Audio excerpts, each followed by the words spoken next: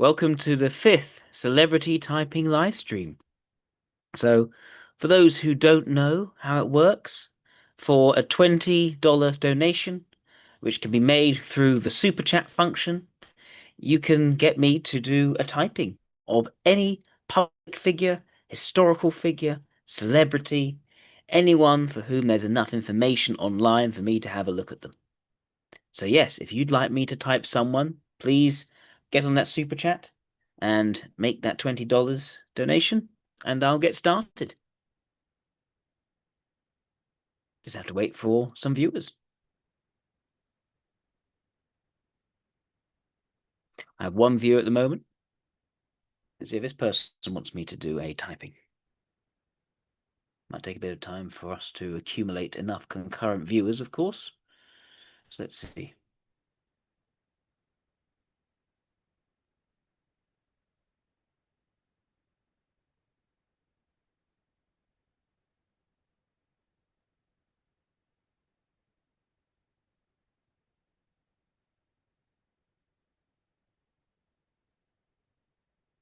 And we have two viewers. Welcome.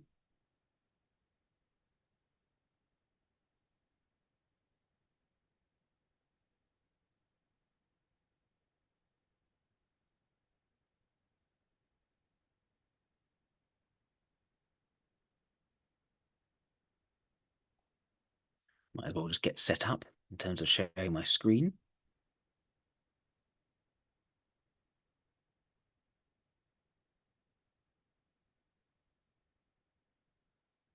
There we go.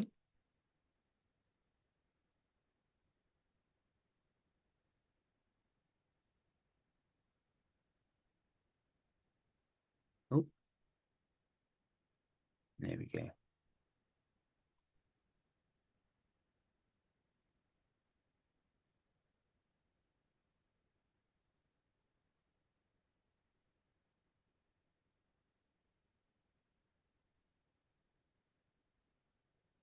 Right, we have three viewers now. Welcome.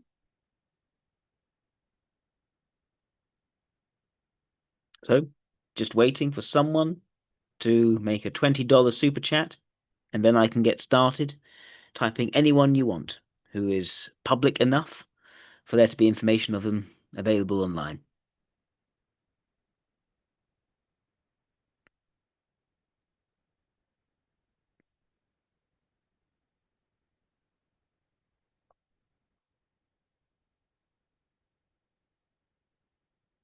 Also, just a little lesson from last time because um, I was watching so many music videos of Lalisa, YouTube sort of cut the stream.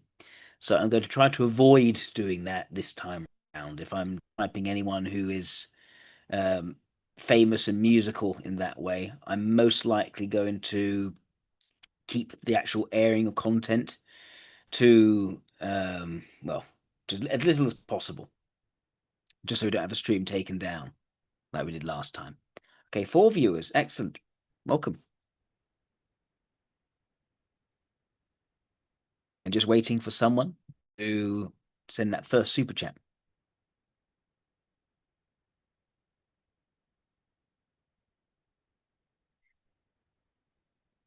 The thing is, in the stream's current bitrate is lower than the recommended bitrate. I wonder how I can change that. I don't know. I don't know how to change the bitrate. It's been done on Zoom. I'll certainly look into it.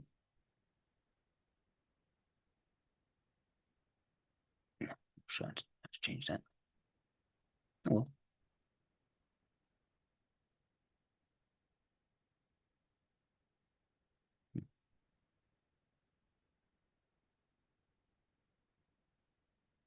Right, down to two viewers.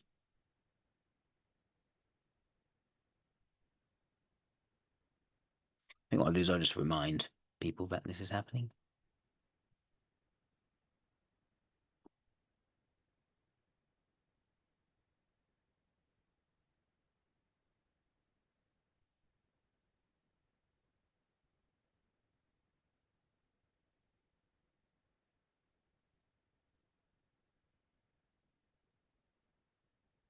Hmm.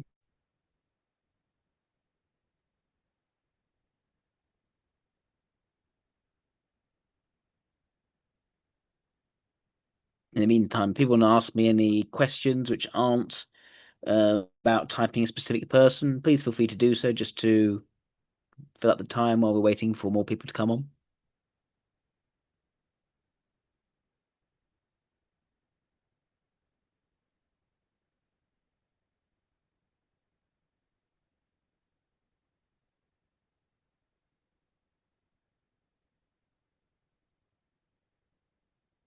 Hmm.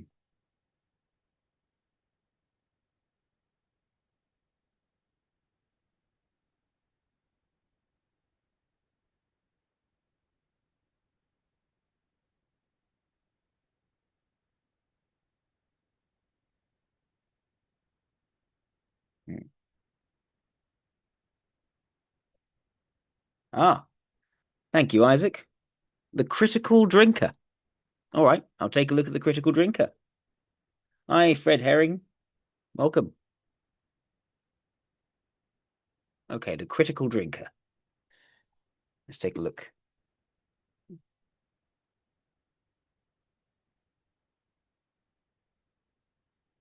I'm here to deliver reviews, breakdowns, and analysis of modern entertainment media. Expect a healthy dose of sarcasm, biting criticism, and just waiting for the rest to load. Um, oh, We often oh, where's it? Here we go. Modern entertainment expect healthy sarcasm, biting criticism, low functioning alcoholism. For sponsoring advertising cries, okay, lovely. Oh, there's a live channel as well. Cool. Let's see this video. Let's see what he's about.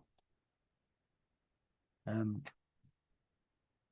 talk these days about movies that have aged badly, whether because of changing technology, fashions, attitudes, or because the I think I know this zeitgeist guy. they captured so perfectly at the time no longer exists. But there's another class of movies that have actually become more potent, more poignant, more meaningful and relevant as the years have passed, and one of those movies is Falling Down, an absolutely excellent thriller from 1993 directed by Joel Schumacher Okay, well, it's and a 17-minute video, so maybe let's see if there's anything illustrative of him. The year that broke Hollywood. What's he done? The Witcher season 4, a show so awful it broke me. Goodness. Every Marvel Phase 4 movie reviewed for 1.5 hours. That's long. It's shorter videos.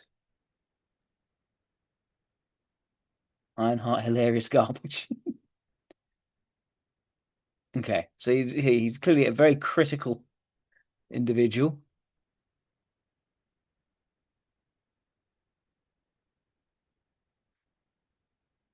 Let's see what we can find out about him. Critical drinker. Oh, he's on Twitter.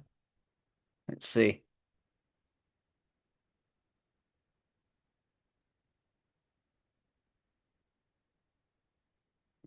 Short and simple. I review modern movies, and that's why I drink.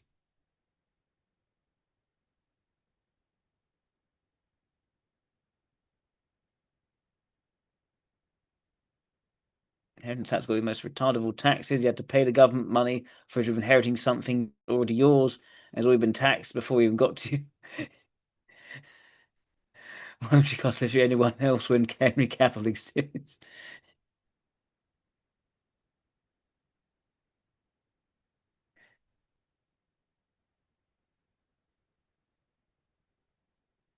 Okay, so yeah, snarky comments is a key thing for him. So anything you can find out about this person, who this person is? He's in Scotland. Surprise, surprise. Oh, yeah. Critical drinker. I wonder if there's anything else I can find on him, just to start off with, before I start diving into one of his videos.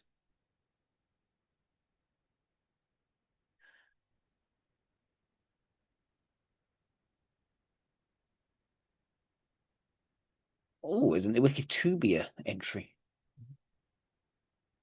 Will. Okay.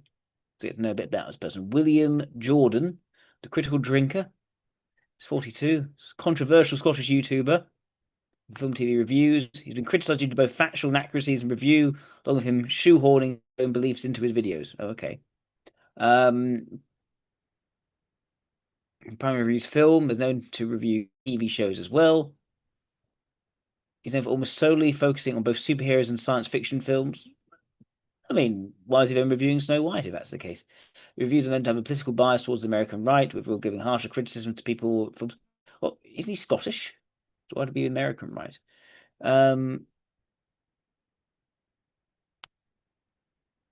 Main channel reviews, drink recommends, drinker fixes, production hell, crash and burn. And towards videos, his opinions on various topics like storytelling, character development, and history. Analogies, where he creates a straw man, which include the viewer to make decisions based on a real life story, but without any names of real. Okay. After Hours, the companion channel. Ah, Drinko's gaming happy. Okay, this is interesting. We can find a bit more about him through this. Controversies, racism, right? Okay. Daily Wire partnership and effects in his reviews. He's been collaborative with Daily Wire, apparently. Okay. He's not overtly positive about them, though he finds little fault with them. This, along with the fact he never mentions affiliation with them, is with concern that the views have been altered to make the Daily Wire look better for his fans. He's appeared in multiple videos on Ben Shapiro's channel. Interesting. Well, in which case, let's take a look, because it seems to me as though his videos are his voiceover. You don't really see much of him. Like your life is just repeating the same day over and over. You mostly just see the video clips. There's none of him. Actually, none of his face or anything like that. Okay, so maybe let's try that. So William Jordan.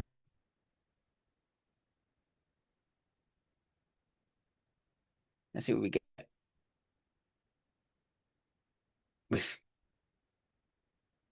No. William Jordan, critical drinker.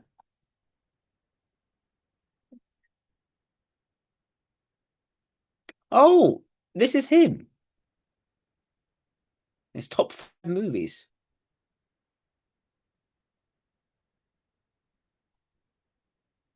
Let's see. What's this one? 3 years ago.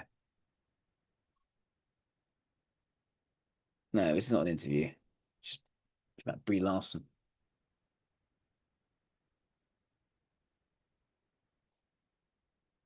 This is a question that I would ask you. It's a brilliant question. It's from Andy Kidd, and he wants to know your top 5 films and why. Oof. I would say questions actually. Well, at least there's 5, so it's not like too difficult. But top 5, one of them would be Saving Private Ryan. Just like probably the definitive war movie for me. Just absolutely fantastic. What else? I always had a real fondness for Falling Down, that Michael Douglas movie. Fantastic. The man who I based my image on. Yeah. Great man. I need that flat top hairstyle. Yeah. Big Trouble in Little China, just because it's absolute peak John Carpenter, lovely and cheesy and just really good fun. So love that one. Back to the Future, love it. I could happily watch all 3 of them and just have a great time. But yeah, the first one's just fantastic, just real magical movie. And the last one, probably Lord of the Rings. The Fellowship of the Ring, I think, is my favorite. Again, a movie you can just absolutely lose yourself. So you can see, the critical drinker is very much a persona.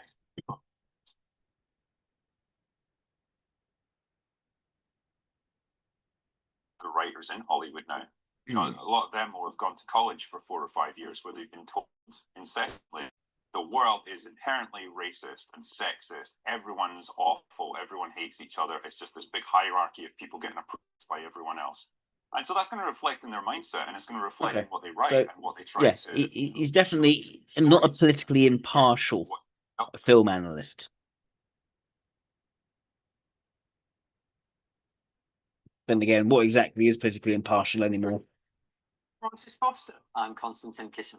And this is the show for you if you want honest conversations with fascinating people. Our brilliant guest today is a novelist, YouTuber, and film critic, Will Jordan, aka the Critical Drinker. Quite Welcome. early Trigger Monetary, it is really. 3 years ago. Pleasure to have you. You've got a brilliant YouTube channel that's absolutely crushing it. We're really interested to talk to you about what's happening in the movie world and some of the ideologies and all of that stuff. But before we do, tell us, who are you? How are you where you are? What has been your journey through life that leads you to be sitting here talking to us? Well, I'm reasonably sure that I'm Will Jordan. I'm a writer, and eventually I became a YouTuber. I guess I got into this whole thing because I'd always been interested in storytelling. I'd been fascinated by characters and how you can just, you can create these fictional worlds that people can just lose themselves in. I think there's something really special and magical about that. And so it eventually led me to becoming an author myself, and wrote 9-10 books now. So it became quite a successful thing for me, and I was really pleased with that. But several years ago, I guess I began to notice a change in the movies that we were seeing in cinemas. They were gradually losing that kind of magic and that ability to lose yourself in the story. And it was becoming more and more obvious that they were trying to inject the politics, the belief, the ideologies of the writers into the stories, and you were losing then your characters, your quality of your storytelling, and particularly when they were doing it to older characters that they were bringing back. They were essentially just bringing back these old actors, these old characters, and kind of breaking them down and humiliating them. And funnily enough, I didn't like that because I used to be a fan of a lot of these people. And so I decided I need to just try and, I guess, add my voice to that conversation about it. And I thought, well, I can get back into YouTube because I used to do it way back when, just messing around, just little channel with a few hundred subscribers. So I started that up again and started talking about various movies. And there was one day when, I don't know what happened. I think maybe I had a beer or two before I recorded it, and my voice is awfully slurred in this video. And well, you are Scottish, mate. Yeah, exactly. I mean, what can I do? It was 9 a.m. Of course, you're going to have a drink. And I just thought, I'm just going to go with this and I'll have this kind of slurred, drunken voice. It's definitely a persona. It's really sarcastic. And wow, that video went viral.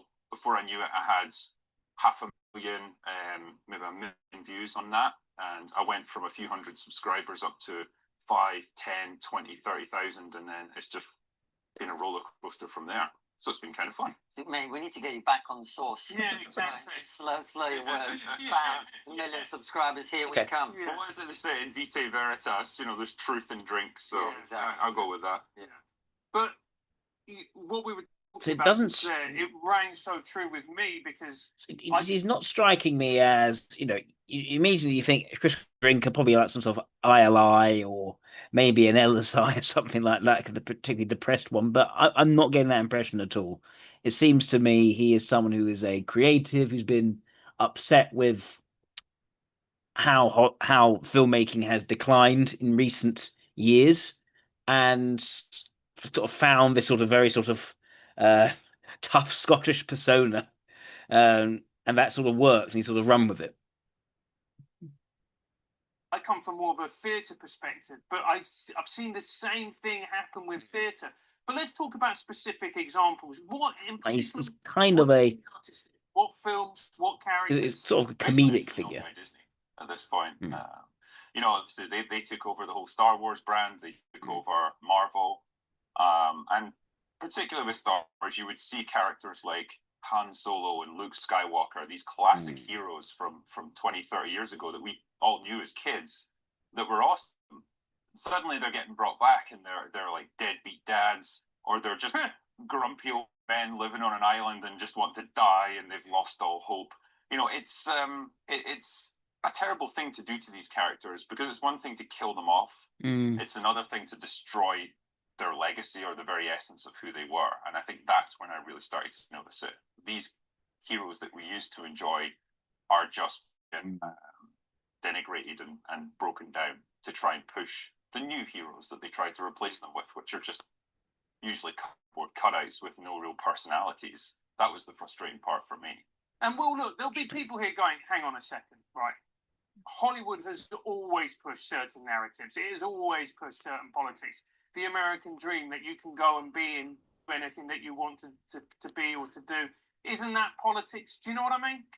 I think the difference there in terms of one, how pervasive it is in the story, because now it's so obvious and it's usually paired up with a lack of writing skill. Like the writers are usually stumbling over themselves so quickly to push this stuff in, they neglect to even bother with a good story. The other aspect, like I just described there, is the trampling of what came before, and the exploiting the work of previous generations of writers and storytellers to try and trigger for him. elevate the stuff that you're producing now. So I think those two strands combined is just what makes it so changing characters. And it's quite a shift because in the past, if you were doing a remake of something or a sequel to something or a prequel to something, why does this kind of going like this drive him, especially? Whereas now you're starting to see, like you say, where something that used to be a certain way is now being presented as something else. And you feel it's kind of affecting the quality of what's being made. Very much so, yeah. It's one thing to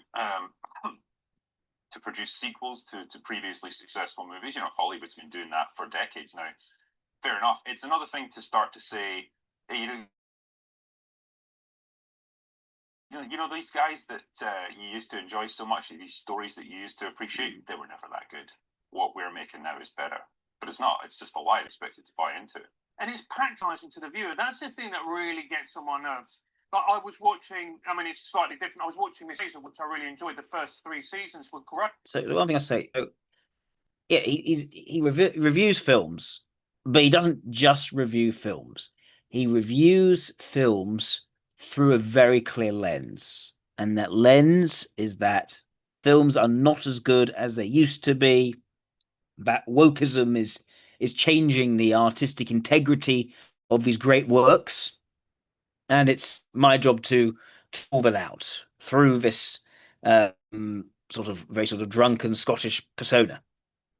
Although he is Scottish, but he overamps it. So what does that mean in terms of type? I'm inclined to think he is either an alpha or a beta at this point in time. And which one? Not sure yet.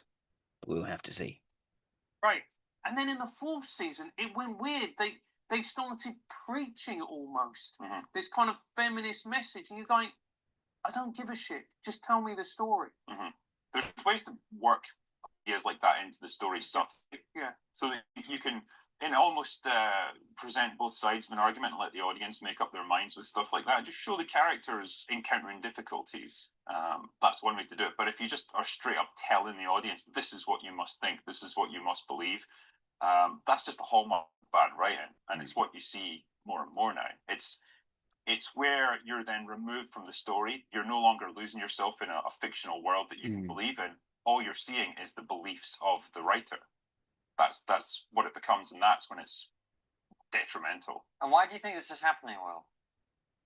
I mean, there's a broad shift in our culture, I think, at the moment.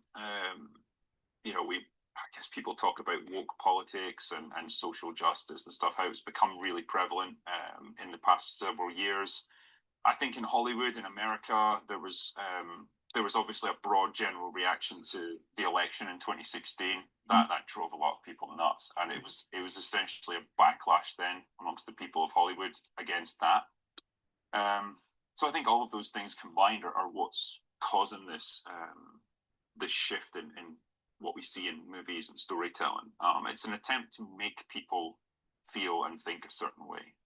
Look, I'm sure that had a huge impact, but it feels to me, and maybe you'll correct me, that actually something has been changing for longer even than that. And the reason I say this is, like, Francis and I were talking about this before we started, where they used to, quite often a movie used to have a fairly simplistic, possibly, but a moral message of some kind, or a very aspirational quality to it. Like, if you think about movies from when I was a kid, whether you think they're good or not, like Independence Day or whatever, it was all about triumph over some kind of foreign hostile invasion, people coming together all over the world. It was all about uniting and working together to succeed in some way.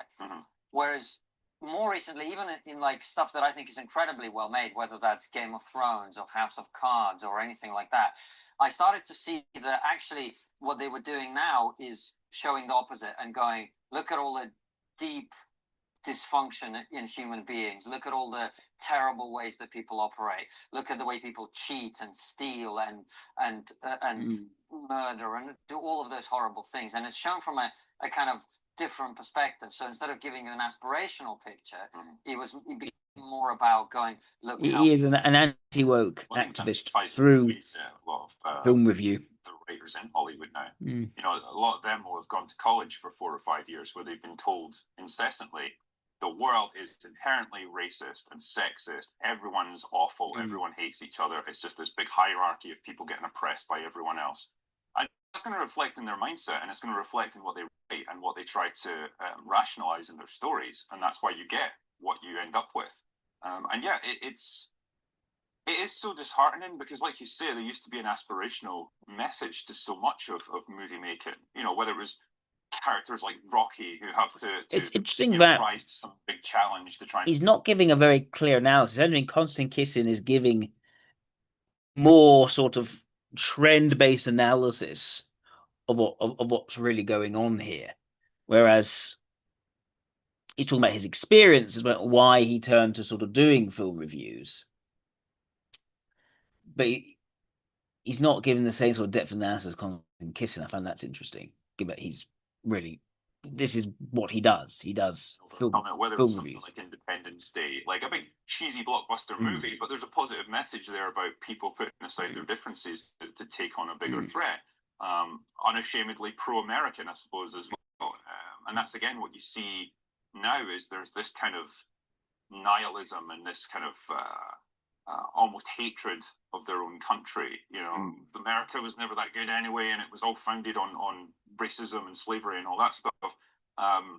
It engenders this kind of negative mindset in the audience, I think, and they come away unsatisfied by it. I don't know if the writers in their way feel like, well, we're making the world a better place because we're educating people about the problems of the world.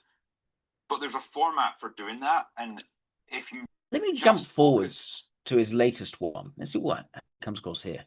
I was watching it going, I think Barbie's a bit of a bitch, to be honest. She treats Ken like a piece of shit, from what I recall. He just wants a little bit of respect, and apparently that makes him the antagonist of the movie. Bizarre.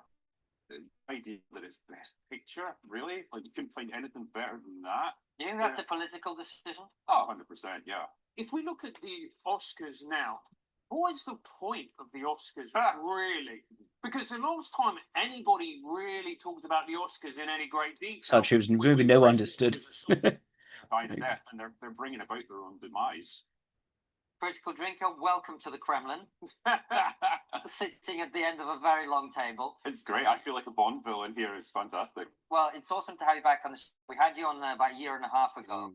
And we spent, it's not an uncommon thing for us, quite a bit of time talking about whether wokeness is destroying Hollywood and the movie business. And we had a great conversation. It's done really well. So we wanted to talk about a bunch of stuff that's happened since, a few of the movies, you know, Barbie, Oppenheimer, the controversy with the Oscars and all of that.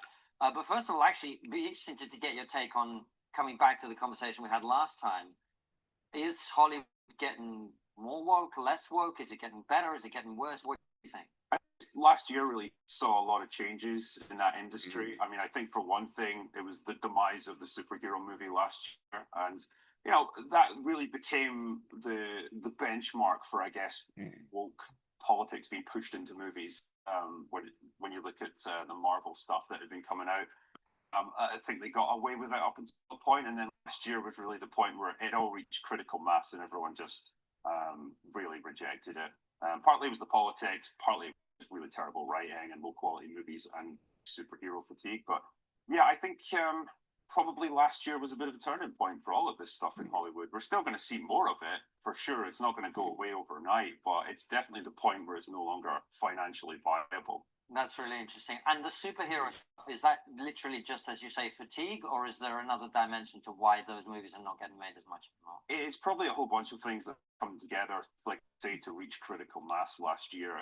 It was superhero fatigue for sure. It's oversaturation of the market. Like, we have had nothing but superhero movies for the past 10 years. It's declining quality because they've spread themselves so thin, trying to make so many different projects. Inevitably, the quality suffers. I think also perhaps hiring people based on things other than merit to do the writing, to do the directing, doesn't help either. And yeah, the political dimension of it, I think, has become tiresome. So all of those things combine together to just really crash the entire genre. So I'm not going to be sad to see the back stuff for a while. I think we're all getting a bit bored of that sort of thing. Isn't that a real problem, though, for the Hollywood studios? Because in an era when young people are going less to the cinema, they seem less engaged with movies as a whole because of social media. The superhero movies were a guaranteed way for those studios to print money in a way. They were, and they were partly responsible for this gradual creep in cost as well for movies. You know, it used to be that any movie that went over 200 million mark was rare, and that was a big event. Now it just became the norm. That was the minimum, really, to make a superhero movie. It was 200 million. You were getting into the realms of 300, 350. And when you're doing that, when you're spending that amount of money, you have to play it safe. You know, you need a guaranteed return on that investment.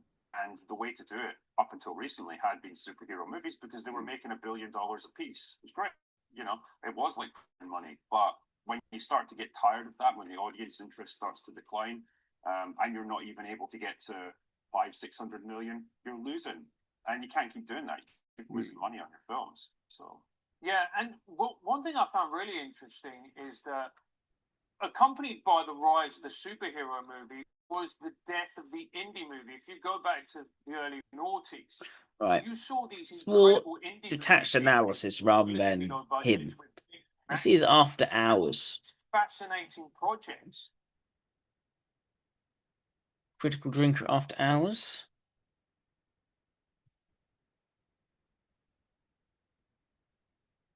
Ah, now, one of the questions that I keep getting asked more how times to write than a book. Now, one of the questions that I keep getting asked more times than I can remember is, Drinker, you rapacious rapscallion, you've had a bit of experience with the whole writing and publishing thing. Can you give me some advice on how to put together a good story? How do I begin such a massive undertaking as writing a novel? And more importantly, how do I finish it? Well, rather than try to stumble through some poorly thought out off-the-cuff answer on the next open bar, I figured I would probably make sense to jot down whatever passes for my thoughts on the craft of writing here, so that next time it comes up I can act up smug and say, don't you know I've already made a video about this? Anyway, enough procrastination. Let's get into Drinker's top 6 steps for writing a book. Step 1, stop fucking procrastinating. Well, yes, irony can be ironic sometimes. Yes, I know this is rather an obvious one, but you'd be amazed how many aspiring authors fall at the very first hurdle by failing to make the time to sit down and actually start working on their story. Instead, they become just another almost author, just another nobody who likes to bore the arse out of people at parties by talking about the great book they're planning to write someday. The problem is, someday never actually becomes this day for them. They're always too busy, there's too many other demands on their time, too many distractions and conflicting interests, and because of that, the book never gets written, the idea fades away, and they never get to find out if they had a decent story in them. If you want to avoid this, you're going to have to either develop or discover 2 vital tools that you'll need as a writer: motivation and time management. The first of which I cannot give to you because everyone's different and I don't know what personally motivates you. You need to make the conscious decision that this is a fucking important thing that you're gonna get done no matter what. Because let's be honest here, if you can't even keep a promise to yourself, then what does that say about your self-respect? Maybe you're motivated by the possibilities that come with success, or the fear of failure, or the chance to prove all of your doubters and detractors wrong. But whatever that particular thing is, you need to find it and hold on to it. It needs to become the fuel that powers you, because let me tell you, writing a book is a long and lonely process, and there's going to be a lot of occasions. So it's interesting that he has this other channel. It's not just, see, he has his film reviews. He knows that's successful.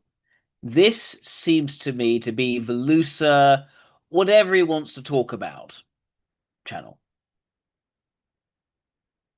So if we were to assume he is an introverted, logic-oriented type, whether in alpha or beta, it seems interesting that you would have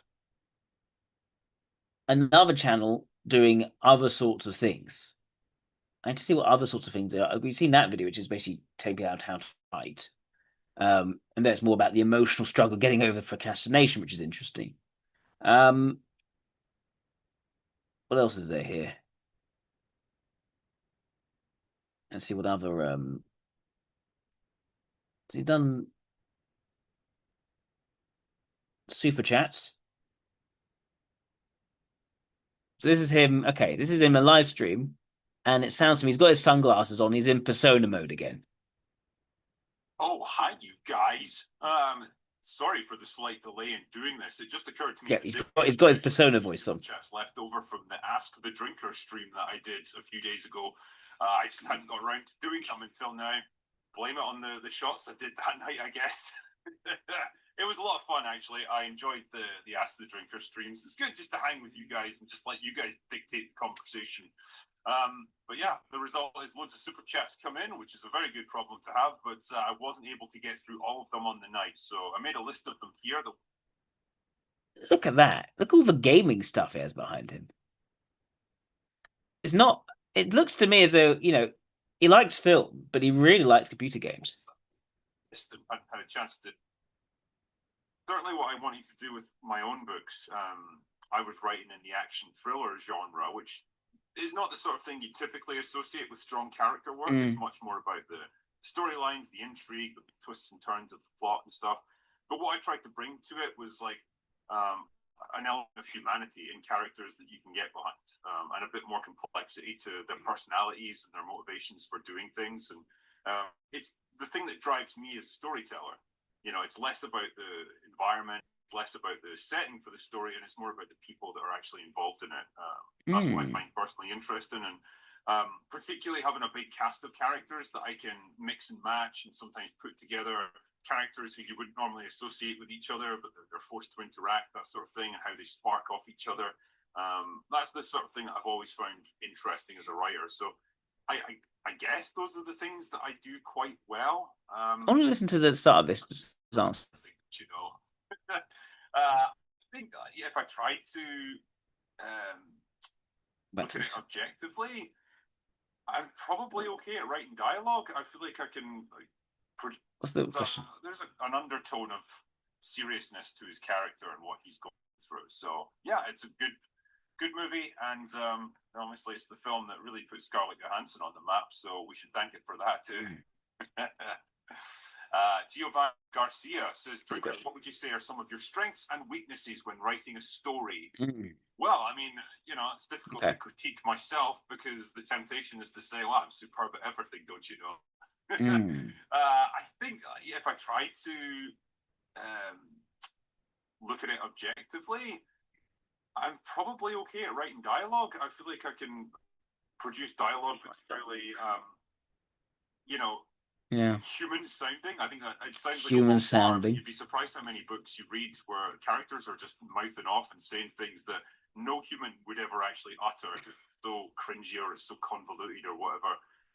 So I feel like I've got a reasonably good sense of that, and I think I've got a good sense of character as well. Yeah. So it's the ethical aspects of writing. Writing in the action thriller genre. Action thriller. Thing you typically associate with strong character work. It's much more about the storyline, physical action, but the people side of action. Was like an element of humanity. This is not a deeply conceptual person. A bit more complexity to their personalities, their motivations for doing things, and it's. He likes complexity, understanding people through complexity. It's less about the environment, it's less about the setting story, and it's more about the people that are actually involved in it. That's what I find personally interesting. Compare that to Tolkien, the setting is so important. I can mix and match. This guy is not a world builder. So you normally associate with each other, but they're forced to interact, that sort of thing, and how they spark off each other. That's the sort of thing that I've always found interesting as a writer. So I guess those are the things that I do quite well. In terms of weaknesses, I'm not very good at being concise, that's for sure. As you Concise. from me answering this question. Rambler. Yeah, when I'm writing thrillers, like my books can end up He's being conversational. 500 pages long. He's Which is conversational. kind of long for a thriller like that. Normally meant to be around between 300 and 400. So I go over the score there, but a lot of it is because I'm putting that bit of extra time and development into the characters, and it takes extra time in order to flesh it out. But for me, it's a sacrifice worth making, but it does result in quite chunky books, you know. I also don't have the poetic prose that some authors have. You know, they can use like extremely flowery, gorgeous language, the big elaborate descriptions of things. I say his background is very aesthetically pleasing. Like it's sort of slightly geeky, but it's a nice space. Descriptions in there when I can that are sleek, complex, a little bit more, creative with it, but it's not necessarily something I'm great at. So blame that on my Scottish upbringing and my lack of vocabulary, I guess. He's not very conceptual. Says, question for you: which video game cancellation shocked you? How I'm wondering. The doggo's doing. I'm wondering about ESE, which seems like a counterintuitive typing for the critical drinker, critical thinker. I mean, critical drinker. It's a pun, but I'm wondering because this is a guy who, and this is what got him to do this was character, was characters being changed, being subverted in terms of who they actually are. Is ESE the right type? Is there not a better typing for this? I want to see more. I'm thinking he's an ethical type.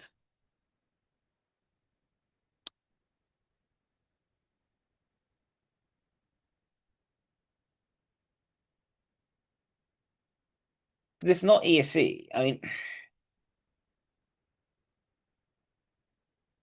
is it the case that he? Maybe I should question the idea of introverted logic valuing.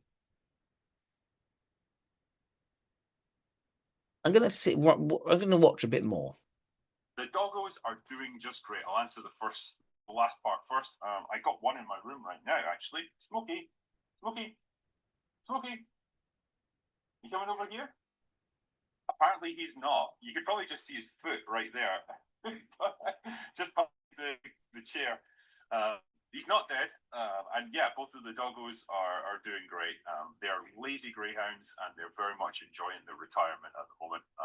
Yeah, you will see them in the background sometimes on live streams, especially open bar. Like Lara especially tends to come in here in the evening and just plonk herself down on the floor and that's it. But yeah, I don't know. Maybe they need their own screen again. I used to do that sometimes. I had a webcam just pointed at them, and you could watch them sleeping. You know, they're still not the worst guests I've ever had on the bar either. So what can I say? Video game cancellation that shocked me. I'm trying to think of video games that got cancelled. Really? Yeah, I can't think of ones that like never even made it to fruition. Yeah. Nothing's coming to me off the top of my head, unfortunately. There probably is ones out there that I've just completely forgotten about, but yeah, there's nothing I can really think of there. Yeah, Saint CP, thoughts on the development of Zach Cregger's Resident Evil film? I mean, I've got a bit of faith in him as a director. He's not exactly saying great things that's building up my trust. You know, he's talking about how this isn't going to have traditional Resident Evil characters in it. He's not going to be shackled to the stories of the games. And I just thought, damn, man, you're just making the same mistakes that every other director's made when they to do a Resident Evil adaptation. You're just doing it with a bit more style. I mean, I really do hope that it's good. I'm pulling for him on this one, but man, my expectations are tempered right now with abject fear. How many times do we have to go through it, man? How many times do we have to be disappointed by these Resident Evil adaptations? O'Neill says, movie recommendation, Troll Hunter, 2010 Norwegian documentary style flick about, you guessed it, troll hunting. Good stuff. Is when the trolls are like gigantic, I mean like the size of mountains, and you just see them like appearing over the horizon. Could be that one that I'm thinking of. It looked pretty cool in the trailers, like. yeah, I'm always kind of intrigued by stuff like that. Never got around to watching it yet. Kronak says, Alien Earth always bothered me. Boy Genius acted like Cusco. Writers thought eccentric means smart, but they were very wrong. Yeah. He was trying so hard to be the eccentric genius, but they missed out the genius part, and he's just kind of retarded. And it's proof positive, as I've said before. A character's only as smart as the writer, and in this case, not very, as the case may be. It's one thing to say, well, he's arrogant and he's overconfident and stuff, but no, he just makes decisions that are just flat out inconceivable, that make no sense, and so there's no defending that. It's just a show written by retards, probably for retards as well. Terence Sheehan gave me $50. Thank you, my friend. He didn't actually put a comment there, but I appreciate it anyway. Glitterstorm Apocalypse. See what else there is on him.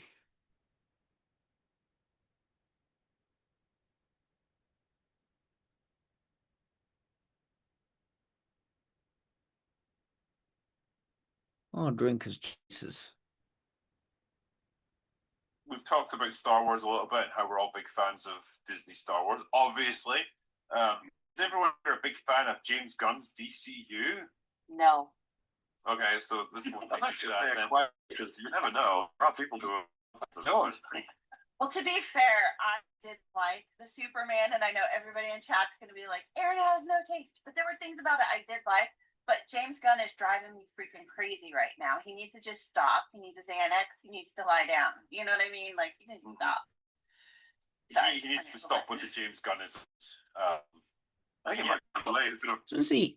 Does he actually do any gaming on here?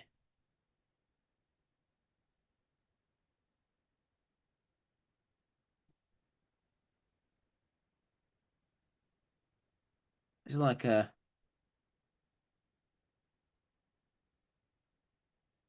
happy hour movie discussion, live streams, and new drinkers extra shots reviews. Right.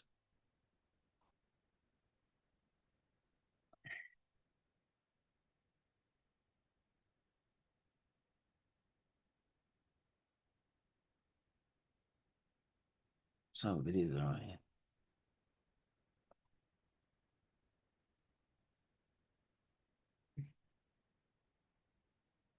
So it seems to be just a casual channel, this one. No particular order. It's more social, the more social side. Which suggests to me that having a community is something he enjoys. He likes the interpersonal interaction.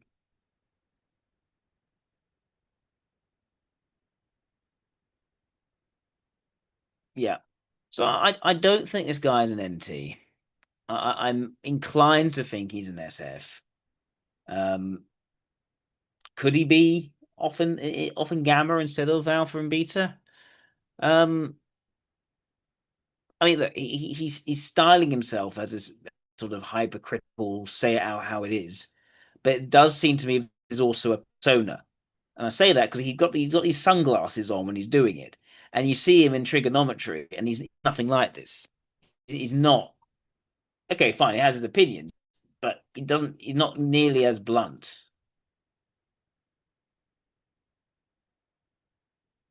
I want to see Chris Williamson and see if there's any difference there. People are starving for offensive movies. Ho's message is dead. This is quite recent, only 7 months ago. What is happening with James Bond? Give me the updates. It's a bit of a mess at the moment. So, in a nutshell, yeah, sunglasses off. Now been corporatized. The Broccoli family, who have been running James Bond on screen ever since the 1960s, and I can't believe I'm saying the word broccoli in relation to James Bond, but there it is. It was originally Albert Broccoli, and then his daughter Barbara took over, and they have, in a way, safeguarded it to some degree. It's debatable how good of a job they did in the Daniel Craig era, but they kept it from becoming too exploited. I think they got a little bit frustrated with dealing with Amazon, who had bought over MGM, which ultimately owns the rights to Bond, and so the most recent development is that they have tapped out, essentially, and now Amazon have got full creative control of the Bond franchise. and they are already talking about turning it into the next Marvel Cinematic Universe. Essentially, you're going to have the Bond Cinematic Universe. So what they want to do is spin-offs of Moneypenny, and can she shuffle files quickly enough to meet her deadlines? Bond the early years when he was a kid, and we're probably going to have TV shows with all the other 00 agents, with all them getting like their own little spin-offs, and then having big team-up events. That's what they want to do. It's about exploitation of the IP. So that's where we're at now. It's not a good place to be, sadly. There's a reason that Bond has endured as a franchise and as a character for the past 60 years now, and it's not because he was dry by a big money-hungry corporation. Well, they did step in and manage to turn around Lord of the Rings in a manner that I think was actually impressive. I mean, it takes a certain level of skill to destroy something as thoroughly as they did, and to blow $1 billion, show. But they found a way, and then run it back on season 2. Yeah, they'll keep going with it because they said they were going to do 5 seasons, and they will, just out of pure spite. Kind of in the same way that Disney have managed to absolutely tank Star Wars as a brand, one of the most recognizable IPs in entertainment history. In the space of less than a decade, they've completely and utterly destroyed it. So it takes a certain level of skill, but luckily that skill seems to be prevalent in Hollywood these days. Great. Well, we saw this recent thing with Bezos stepping in with the Washington Post. Mm. You see that he was saying we're going to have more balance, etc., etc. I don't know. Maybe we'll start to see some more of that crossover a little bit into the world of Amazon Prime. You might see it. The problem is that Jeff Bezos does not run Amazon Studios. That is run by a woman called Jennifer Salke, and she is the one who's largely responsible for failures like. Well, look at other things. So, what's going on here?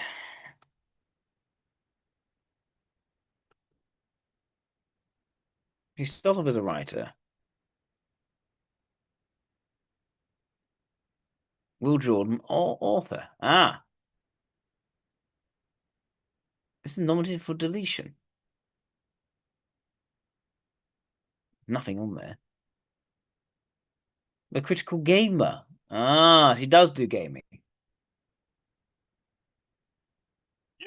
It feels like only yesterday that I was reviewing the extremely long-awaited Final Fantasy VII Remake, a game that continues to polarize people to this very day, partly because it covered only a tiny fraction of the original game, partly because it felt more like a linear set of story events strung together by walking simulators rather than a free-roaming RPG, and partly because of the weird alternate timeline subplot that made it less of a remake and more of a bizarre sequel / soft reboot / multiverse of madness clone. And yet, here we are, 4 years down the line, facing up to the second installment of the remake trilogy, helpfully titled Rebirth. And I think it's fair to say that fans had a few questions about this one. Questions like, where the hell was this multiverse storyline going? Would we actually get to explore a decent chunk of the game world this time? How far into the story would it progress? And how would it handle that scene? And would we finally get to see Tifa in a bikini? Well, now that I've played it from start to finish, I can at least answer some of those questions. Others are going to be a bit more of a challenge because the central story Same has shtick, become more only for confusing than a games. particle accelerator instruction.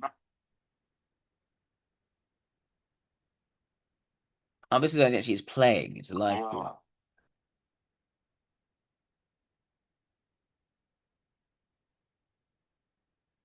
Let me give it a few moments for the stream to be up and running. It takes a while for health. Right, we're in here. Right, let's give him this. Okay. Okay. What you got for me? So he does these game streams. He analyzes various kinds of media, both film and gaming. He has a very sort of nice, cultivated space where lots of gaming things, consoles on display. He seems to like a sort of quite sort of easygoing social environment where he can talk to people about films and games. He can talk about them. He can interact with other people around them. His style of analysis is not very, it's not deeply conceptual. It's more about, okay, is this good quality writing or not? How do I feel about him going through it? Is it confusing or not? Does it make sense or not to me, etc.? And there's a clear attachment for him to character and whether these characters are being honored or not in the writing. There is a persona that she uses. He has the sunglasses. It's quite obvious that's not who he actually is. It's sort of tongue in cheek. And yeah, it's kind of self-deprecating to some degree. Some of his humor is. He's not actually an alcoholic. I'm wondering. I think he's a sensory ethical type. I think that's very clear. I do not think he's an SCE. I don't think his extrovert sensation. I don't think sensation is in a stubborn position here. It seems to me instead that introvert sensation is quite present, but it's also not a leading function because there's a mixture of bluntness and also a certain amount of sensory sophistication in his environment, creating a sort of more comfortable vibe. I'm kind of torn at the moment, which is odd, on ESC versus ESI. And I'm starting to wonder about ESI because ESI will allow a more structured view of what's going on, which I think there is. There is a narrative. There is a narrative, but I don't think the narrative is the key driving thing here. I think it's an appreciation of character, a desire for thematic analysis, and being himself quite grounded in action, but especially character and dialogue. So I'm wondering about ESI for him. A bit like aspects of him remind me a bit of Carl Benjamin, actually. I know when Carl Benjamin is not doing, say, the Lotus Eaters and things which are more overtly political, he does like doing the sort of film analysis. The difference is Carl Benjamin is not a writer, whereas this fellow is a writer.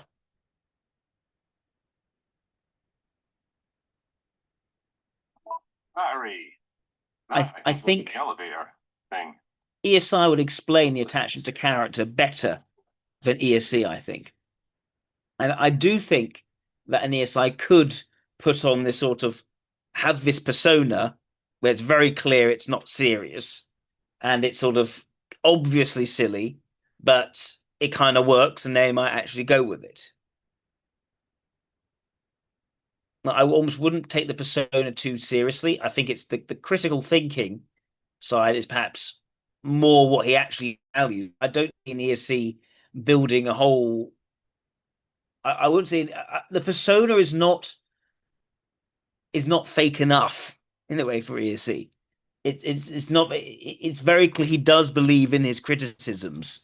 He just overamps the bluntness and the roughness than is because that has some amount of appeal. But I think that if anything, the sincerity is more clear than the persona is. The persona almost is a distraction here. So I'm leaning ESI for him.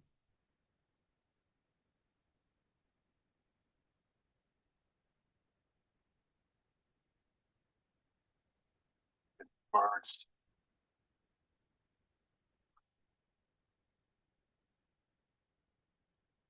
That's the thing. ESIs are out of the gammas the most relaxed. They're the least. Some of they're not the least, say least intense, but they've got the greatest amount of introverted sensing to tamper their gamma values. I think there's a certain chilled vibe aspect to him. Better Resident Evil 2 or 3. I prefer 2 actually. It was a kind of cleaner look. Yeah, and I can also see why he's attached to character. What he doesn't like is that it's less even so the ideology, it's that the ideology is getting in the way of the appreciation of these characters that he's felt an attachment to because he loves good writing. And so he's criticizing and calling out the eradication of these foundational characters in our understanding, in our shared understanding, our shared fiction. Like that kind of shot of the nemesis, and he's got like Brad by the head and stuff. It's such a minor part of the game, and yet they chose to make that cover art. I don't know, man. Wasn't quite my thing. Right, guess I can get off. Oh, I went the wrong way there. That was annoying. The fuck have I ended up now?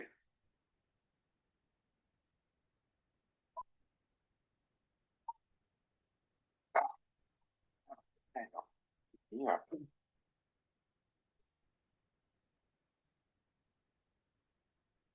Mr. J8568 is suggesting SLI as a possibility. I mean, look, SLI and ESI are adjacent on the benefit ring. What I would say is interesting how he says he's not a concise writer. He's always very good at dialogue and very focused on characters from the beginning. But writing concisely, less of a thing for him. And that seems odd to me for an SLI. It does sound very feasible, though, for an ESI. I think could get caught up in the dialogue when writing and could find it more difficult to judge the less is more of the storytelling. I think an SLI would be very much about the less is more in that storytelling.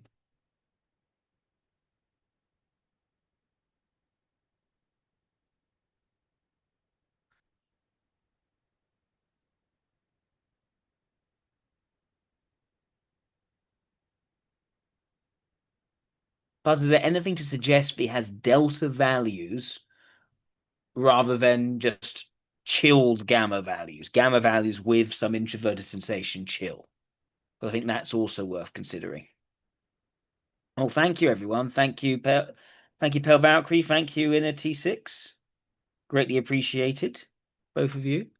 Let me see if there's anything else before I just put the critical gamer to bed. I know this one's taken longer than the others because it's a bit more. It's not obvious, to say the least. It's not an obvious one.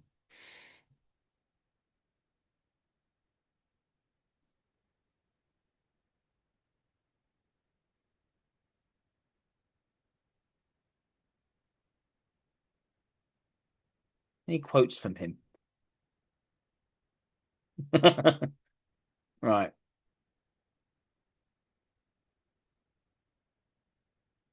That'll be fine.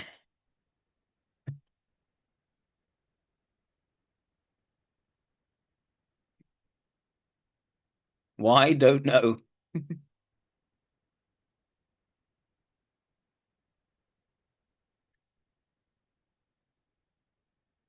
The message. I think the idea is again, his what he doesn't like is how a message pushed onto this. It feels like they're trying to control the way that you think, which gets that independence, autonomy, values coming into it.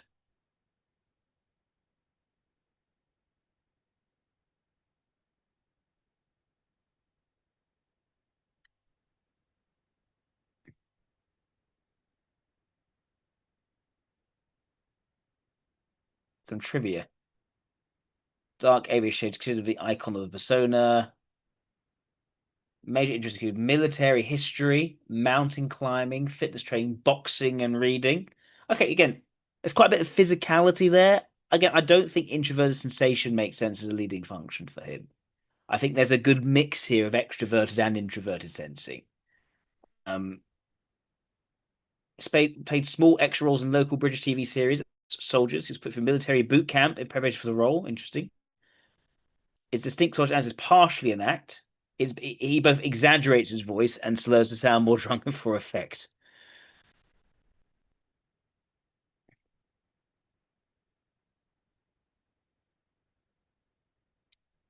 This is very interesting. His early videos were markedly different with later material. While he did have a similar dry, sarcastic demeanor and occasional gags in viewed movies, They were over more serious in tone and amateur in production.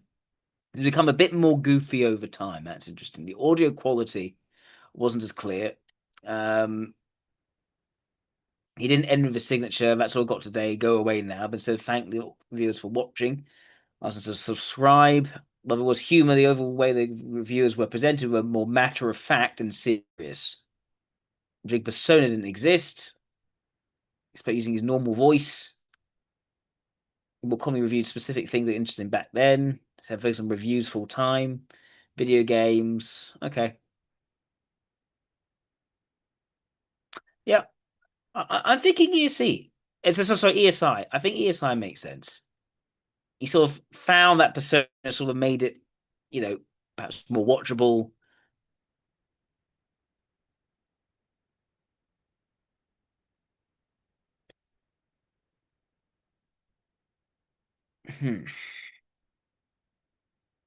Yeah, I think ESI. Let's move on now to Keanu Reeves. Thank you, Pell Valerie. Are you excited?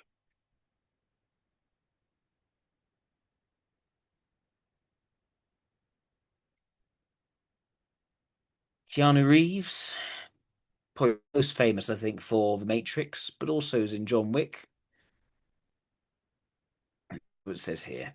Canadian actor, musician. Oh, the recipient of numerous accolades and a career on screen spanning 4 decades, leading roles in action films, public image, philanthropic effects. Born in Beirut, raised in Toronto.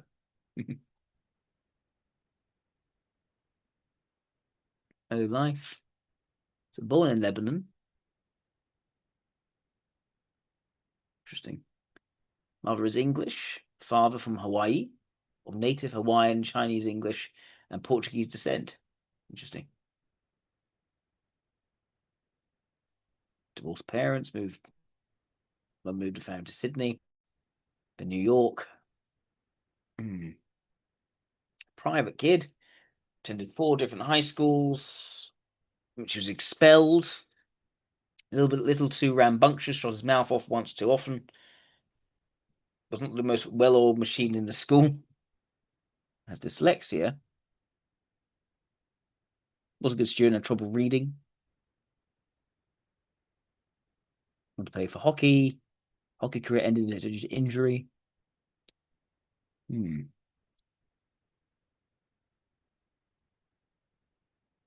Okay.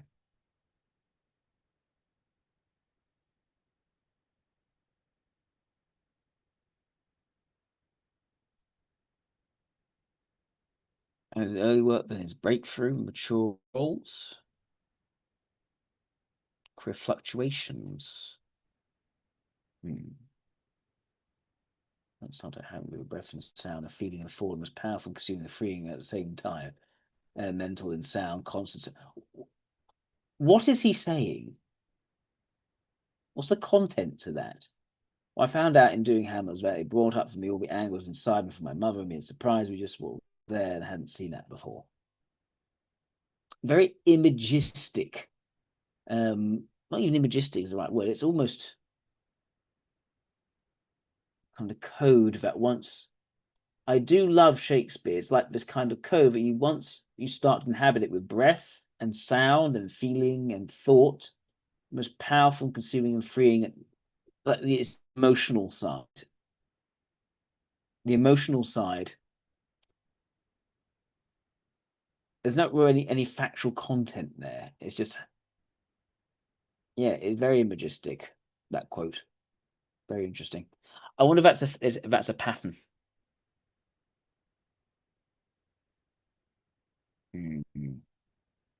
Let's see any Keanu Reeves quotes. There probably are plenty.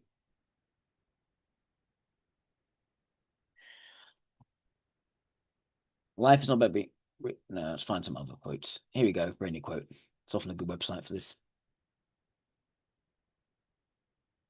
Grief changes shape but never ends. Money doesn't mean anything to me. I made a lot of money. I want to enjoy life, not stress myself building my bank account. Give lots away and live simply. Most out of suitcase in hotels. We all know that good health is much more important. Sounds really intimate. That's concept of beep. Do that. Energy can't be created or destroyed, and energy flows. It must be in a direction, some kind of internal, emotive, spiritual direction. It must have some effect somewhere. Okay. I'm already getting major IEI vibes. Eventually, it came to this place like I had to direct, but I need to find a story to tell. Mana Tai Chi became. So, what is his connection to Mana Tai Chi? Hi, Crispo. Right. Man of Tai Chi. In his own directorial debut, the martial arts film Man of Tai Chi, the film had multilingual dialogue and followed a young man drawn to an underground fight club, partially inspired by the life of Reeves' friend Tiger Chen. It was a commercial disappointment. So it didn't really connect with audiences, but this was some sort of labor of love by Keanu Reeves.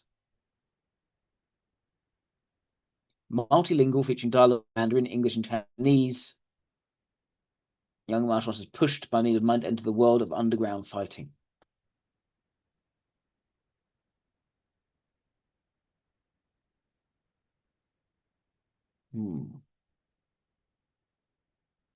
Here's an interview about this.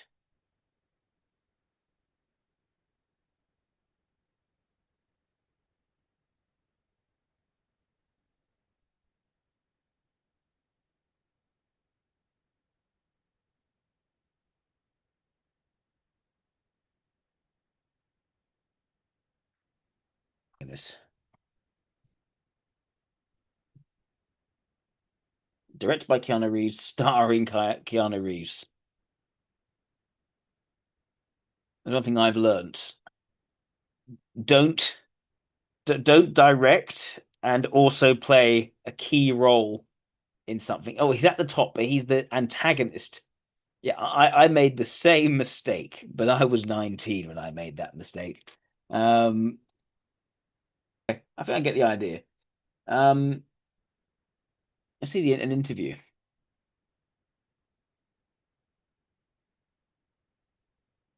Ah.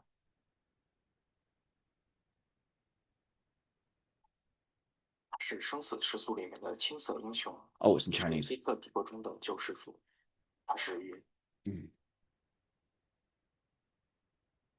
Please give a warm, exciting welcome to guest moderator Josh Horowitz and filmmaker Keanu Reeves. Hello. Thanks for coming out on a Sunday. Can't think of a better way to spend a beautiful Sunday afternoon in New York City than coming indoors and talking about this kick-ass film, Keanu. Well, that's very kind of you, Joe. This is an awesome film. I've complimented you already, but you should hear it public one more time. I've seen the film twice. It's a great piece of work. And for those of you that don't know, this is an impressive work, and that this is Keanu's directorial debut, which is... Since he leaps out of a suitcase, it strikes me it's more than just health. I think he's quite ascetic. As an actor for many years, you're always exposing yourself to an audience. You feel a bit naked out there every time a film comes out and hoping for their approval. Does it feel a little bit more of your soul is out there on display when it's your directing effort? A little more nerve-wracking this time around? It's different. I would say you certainly feel more responsible. You know, I'm not one of those actors who doesn't go see the finished film. I like to see what the director did with it, or what, you know, how was the story told. And in this time, it was my responsibility. And so I felt that, but you know, I like the film very much, which helps. And do I feel? Yeah, I would just say yes. You feel more responsible, and in terms of that, yeah, you hope people enjoy. Were you like if spoken to 10 years ago about possibly directing? Would that have been on your mind? Was this something on the checklist of something to get to at some point? Maybe 8 years ago, 10, maybe not, but yeah, probably about 8 years ago, I started thinking about that. And then it was just, for me, it became just like, I'm looking for a story to tell. I would love to direct, but I needed a story to tell. And Man of Tai Chi became a story. I mean, it's as you can tell from the trailer, or those of you that might have seen the film already, it's an incredibly ambitious film for any filmmaker, let alone someone that's the first time behind the camera. I mean, have you directed anything before? Have you done a short, a commercial, anything? No. Maybe some dinner parties. They were really well orchestrated dinner parties. They were just like, okay, let's put that over there. No, I haven't. And is that so? Were there? I mean, obviously, you've worked with some of the greatest filmmakers on the planet. You have to glean some wisdom working with them over the years. I would assume. I don't know. I would assume that you maybe didn't have the natural jitters of a first time filmmaker this first couple of days on set, or were they nerve wracking times? I never felt it in the context of that, in the sense of Never felt it in the context of that. I just felt like I had a story to tell. I was very familiar with a lot of story to tell, having produced, and so I've been in the editing room. I've been in pre-production. I've been developing scripts for over 10 years. So I was, casting. I've been a part of. But it was the first time that it was, my responsibility. Certainly in the post was where first time it was my responsibility. In terms of being part of editing or post sound, I've been involved in color correction before. So for me, and obviously the shooting floor, I was very comfortable with it. I felt at home. So I never really thought about. I never kind of went in and went like on the first day of shooting, like I've never done this. I don't know. I felt like it was just like, okay, so like, what are we gonna do? Let's see, and in prep and all of that. Again, this person does not have extroverted logic. Great producer. It's very feelings oriented, very much how I felt in this moment, and there was this, and it is an imagistic language, taking responsibility. What does it mean? There's no concrete facts. Films. I don't know if you've heard of that. He first met Tiger Shen on those films. Give me a sense of how that relationship went from friendship, working collaboration, to this project in particular. I met Tiger Chen, in probably 1997. He was part of Yuan Wu Ping, who was the action director for the Matrix trilogy. And at the time, we didn't know it was a trilogy. The Matrix film. The directors knew it was a trilogy. And anyway, so he was responsible for training the actors in movie Kung Fu, which involves actually real training. So we were stretching for 2 hours, we were punching, kicking, and doing all of the wire work. And through the course of these years and this time spent together, when you're stretching for 2 hours from across from someone who's like driving your legs open and pushing you down to the ground, you kind of like, it's like, so where did you grow up? Fuck! What? Oh, Chengdu? Yeah, what's it like in Chengdu? And so we became friends. And so, he's actually in, I think he's in Reloaded. But he started acting. He was in Lawrence Fishburne's film. He was doing roles. We kept in contact, and around 2007, he sent me a script, and I was like, that's nice. And I'd like to work with you, I'd like to work with me. And I was like, well, let's try and find another story. And so then over the course of the years, it's interesting. His decision was built around this relationship, this friendship. Answer, you're doing great. But more grunting, please. More screaming and grunting. Okay. One wants that. And so Tiger has a master. That's one of the things I would ask him. It's like, tell me more stories about your master. He has a very traditional martial arts upbringing, training. And he's also a very modern guy. And so Man of Tai Chi is inspired by, for me, this part of him. There's a lot about the film that's, a modern, in the contemporary world, in modern China, Beijing, Hong Kong. How do we hold on or maintain our authentic self? How do we have tradition in the modern world? How do we not have the modern world consume us and everything? Very Mac. Tiger to me is like the source. Well, you mentioned it's funny because when I was watching it for the second time yesterday, there's some. I was talking to you backstage. There are 11 kind of set pieces, huge fights in the film, and some all of them very striking. But one of the ones that affected me most is one of the master kind of apprentice sequences. And I, as a Star Wars fan, thought of like those lightsabers. Why did he put himself in the film, though? Those always resonated with me was the relationship at hand. And I'm curious in terms of like when you approach a fight scene, do you reference other films, whether it's great kung fu film or a Star Wars film, or do you just the plot?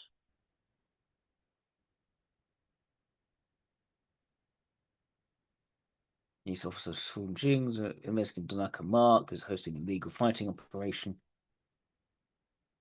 And intends to recruit Tiger, a young working class disciple of Tai Chi.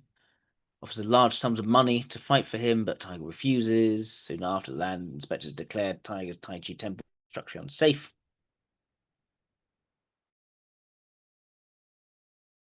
To preserve the temple, Tiger applies for historic protection status. Tiger's fights take the form of modern gladiatorial combat enjoyed by wealthy individuals. Tiger enough money to repair the temple and improve its quality of life, but it has a more brutal style and ruling competition. Tiger viciously injures an opponent. The authorities reject his temple petition for historical protection. His actions in the competition clearly don't represent peace and well-being. Tiger and he kills the next opponent, but relents at the end.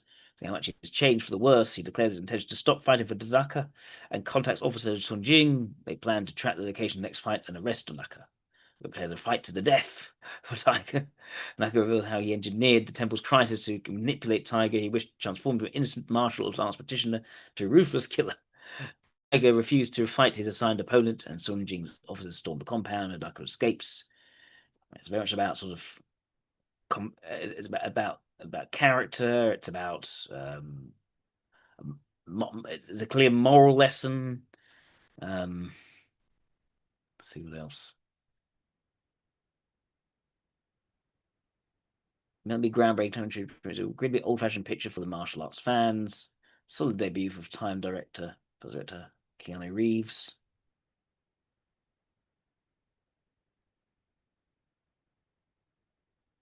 Is a box office bomb, having grossed 5 million as a budget, 25 million. Goodness.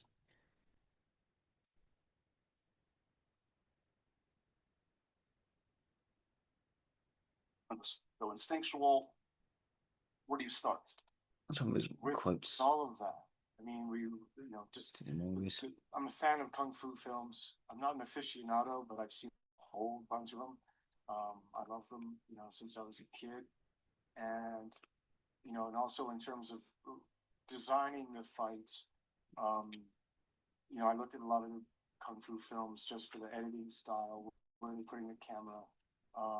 And because my hope was to take these sequences and not make them just action sequences, but we'll make them dramatic sequences, and that we're watching a character change. Tigers gets involved in underground fighting, and he's interested in externalizing his power. And he gets a little intoxicated. So I wanted these fights to have an emotion, visceral impact and connection, and hopefully make them immersive. And then with the shooting styles, they do have different feels to them, the editing style, camera. Feels, style. Someone who's seen a lot of film. It's extroverted ethics with no extroverted logic whatsoever. Fight scene. It's a pet peeve in recent years for me, and I'm sure for other people, that it's just too frenetic, right? Am I alone here? No, but that has its place, Right. If we think of the Bourne films, for me, is where a lot of that was really realized a really well way. Right. Really good way. But yeah, I was trying to always, one of the things in the film is I'm trying to work with objective and subjective and voyeurism, breaking the wall, but I always wanted you to know where you were and what was going on. So, there's a little bit of shaky cam, but not really. It's a classical film. This is like a classic tradition, but very modern and hopefully postmodern. It's everything in postmodern and let's show. We've got a couple clips to show you guys. We're also going to take some of your questions in a bit. Here's a clip from Man of Tai Chi. Take a look.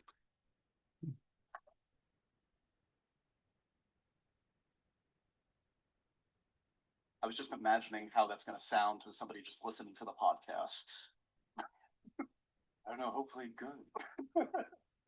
It's awesome, and I should say also, I mean, see this if you can on the big screen, guys. As you can tell, it's beautiful. There's an Actors Guild interview. I'd love to see one of those. No, I think it's a Film Actors Guild.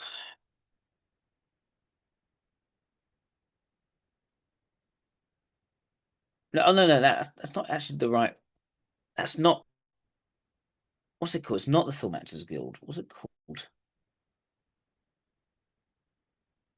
I'm trying to remember with a really good interviews of actors. Not Film Actors Guild. That's from Team America. Goodness. Actors Studio. That's it.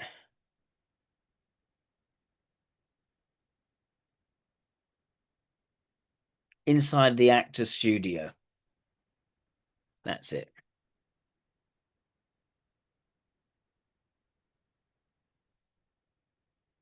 Is there one of Keanu Reeves? I think oh no, there isn't. But there is a Charlie Rose interview. That's interesting. The Inside the Actors Studio. In my view, they're the best interviews of actors. Really, really well done. But it doesn't seem to me that there is one of Keanu Reeves. I can try this Charlie Rose one. I might cut a bit deeper into him. Let's try this. This is quite old as well.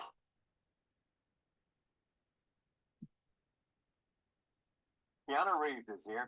He was born in Beirut and raised in Toronto. Began his career on the stage, appearing in plays at The Tempest and The Crucible. Convinced he wouldn't find a film career in Canada, he moved to Los Angeles at 20. He first came to audiences' attention with his critically acclaimed performance as an alienated teenager in the 1987 film The River's Edge. Since then, he has become one of Hollywood's busiest actors, appearing in more than 35 films. Goodness. Yet his choices have not always been conventional. He was balanced blockbuster action films like Speed and The Matrix, smaller independent films like My Own Private Idaho and The Last Time I Committed Suicide. This month, he can be seen in two films, The Gift and Sweet November. I'm pleased to have him here for the very first time. Welcome. Thank you, sir. I really am pleased to have you. Did I say that about right? Did you recognize I did actually. That sounded very familiar. So where do you put The Gift in all of this sort of back and forth between? Where do I put? Well, I tell you where I put it. I put it with a great co-star, Yeah, Kate Blanchett, and a great director. yeah, That would have been enough for me, right? yeah. I mean, it was and Giovanni Ribisi, and Swang, and it was an incredible cast. And I'm a fan of Sam Raimi. When I read the script and when I saw the part, that was the way. It was very exciting because for me it was timely now, so I consider it a break. It's a part that I haven't had a chance to play recently, so it was for me it was a great, as an actor, it's a great opportunity. Something like that. Tell me about the part. Donnie Barksdale. It's nice swear on the show. Yes, of course. Yes. I call them Donnie Mother Barksdale. And, because and what about him? Well, he's cast as he's a wife beater. Yeah, he's a monstrous man. Well, I call him a good husband. And that's like, yes, a loving husband who, his wife is going to a card reader, for who Kate Blanchett is playing, who's meddling in my marriage, and I want to stop that. And Donnie is, he likes to use his physical power, likes to overwhelm them. And so, going into that and learning about that was, how did you do it? Well, at first when I got to, we filmed in Savannah, Georgia. When I got there, I met up with some people who deal with spousal abuse, and I kind of wanted to find out clinically how they define what goes up. Some of the dynamics there. Found out that the male is oftentimes used physically, emotionally, Frequently. yeah. If And you go back and you find out as a child there was a problem. yeah, and it's just and through that is a kind of helplessness. Shows Generally, sometimes I say psychological. This is not someone without depth. He's known for not being the most intelligent person, but he really tries to understand what motivates and drives people. But anyway, so where I came from was that they can't express themselves, have no kind of way to deal with what they're feeling except with an intense except by violence on someone else. Yeah, but generally their spouse or partner and the normal world. They have and they have no problems dealing with being under a woman, say in business. There's nothing like that. I mean, generally it can be like, and they tend to be charming. They don't like. There's so many things go on. I could go on a while, but and then for me it was just when we were getting there, just to deal with. I remember Sam Raimi. We had a wonderful improvisation trying to find a relationship. Larry and I and Sam, this trailer, Savannah, and he was like, "Okay, let's spend a little evening with the dog bugs here." And I had to confront my wife really about seeing this car group, Medley.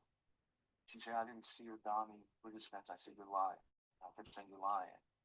Sam said, "Okay, you're negotiating with her. Every time you say you're lying, hit it." And so that's where we learned about what goes on. Do you do this kind of preparation for most roles, or only those that you think have some richness that you can find out and get inside the head of a character? Yeah, of course. I mean, that's what you try to do. Understand, discover for yourself. What is the person thinking? What are they feeling? Circumstances. Is this the first film he's made since? What was the last? A Simple Plan. Oh, was it Simple Plan? And then he had a Love Game. Roll tape is a clip.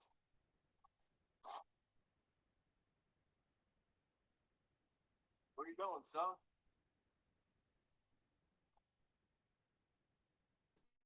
When a while back there was a film.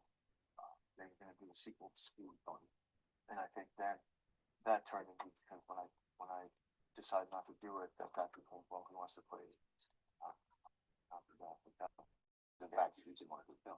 Yeah, I couldn't do the state that I just What do you mean, state I you just in? done an action film, and I was basically tired of money, and the script was out of the top.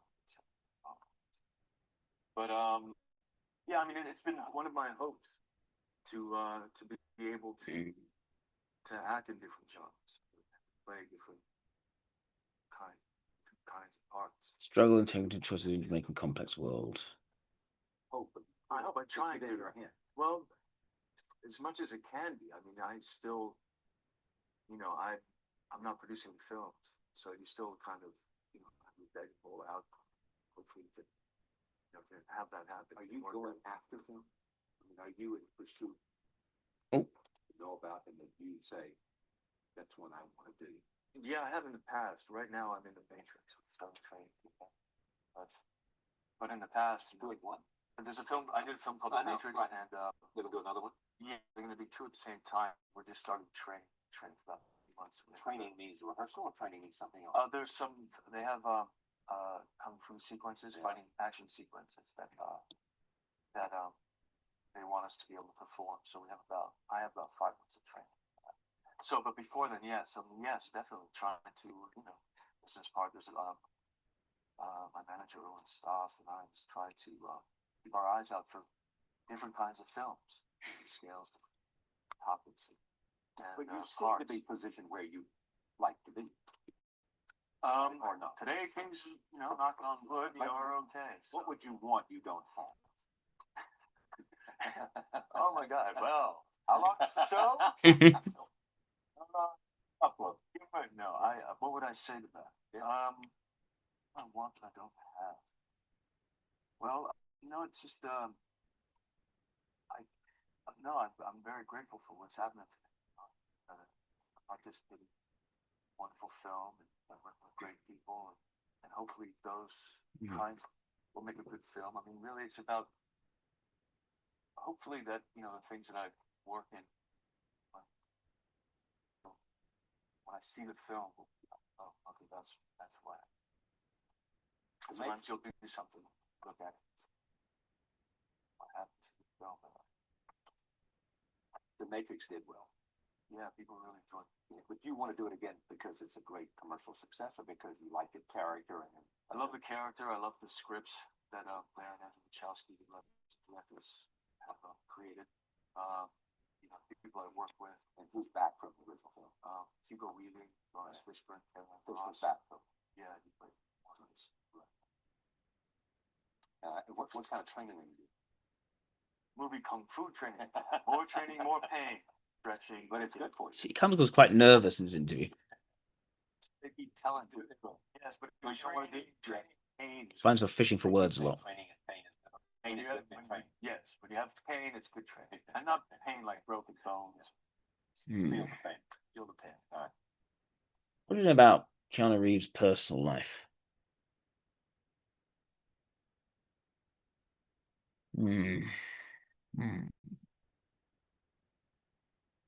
This is up here. It is. The two partners. Oh goodness, she died. So not a divorce. And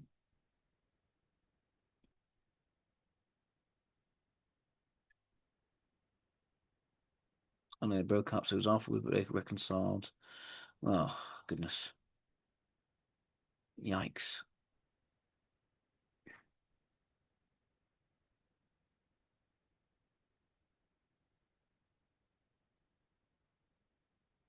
Goodness. Terrible.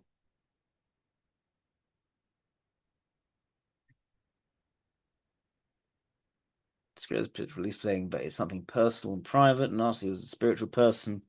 God, faith, inner faith, self, passion, things. He's very spiritual, very does not form part of Buddhism. There's a strong impression on him. So filming Little Buddha.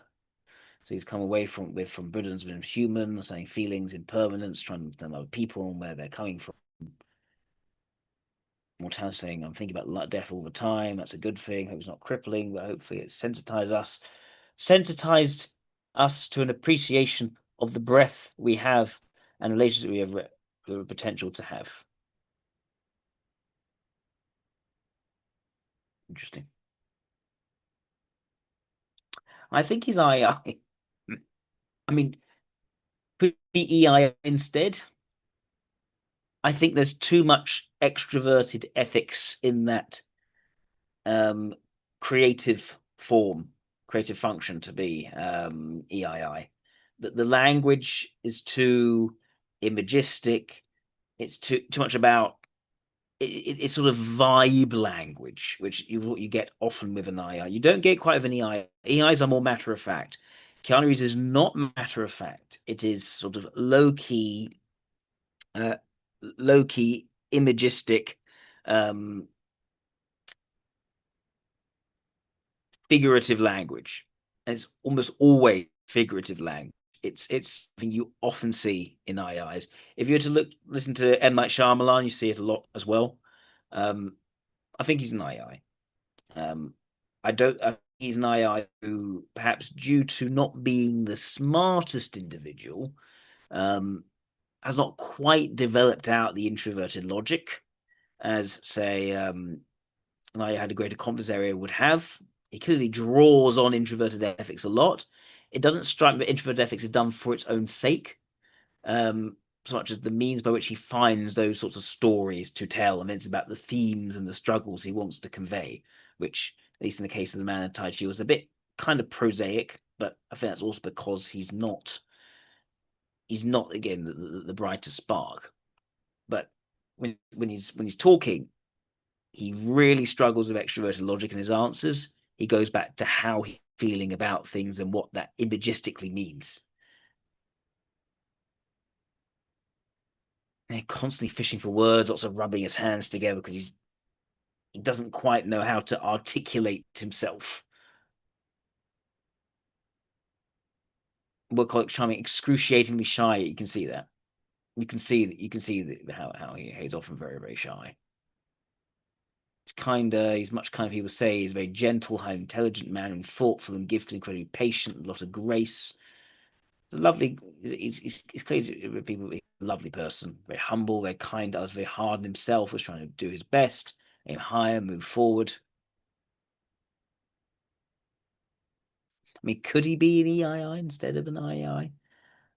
I don't get that impression from the language he uses. It seems to me to have a lot of extroverted ethics.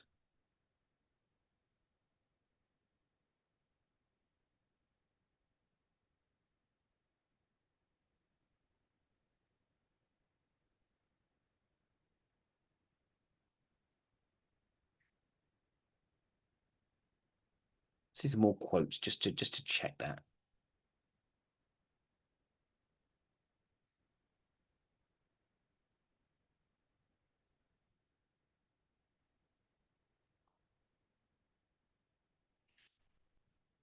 I don't feel entirely confident yet.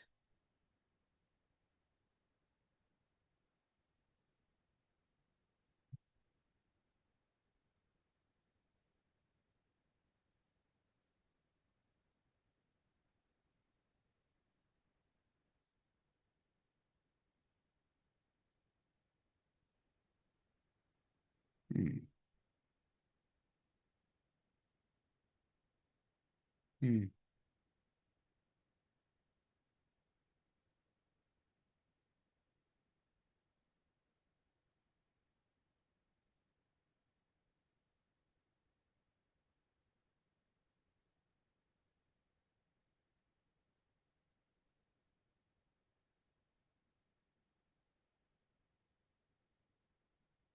Discovering Buddhism.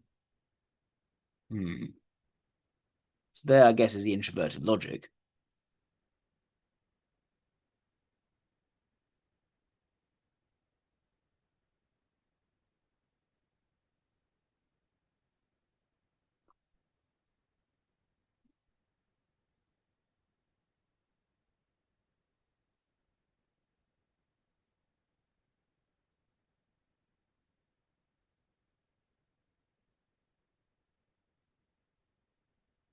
So I get the sense that he's a very gentle person, but I think he is attracted to willful characters.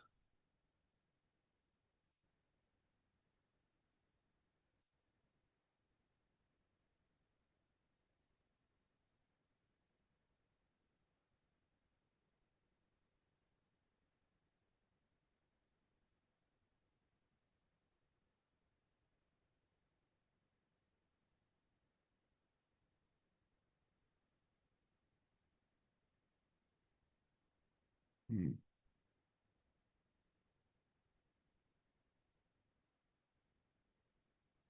Contained, wild, and controlled. Hmm.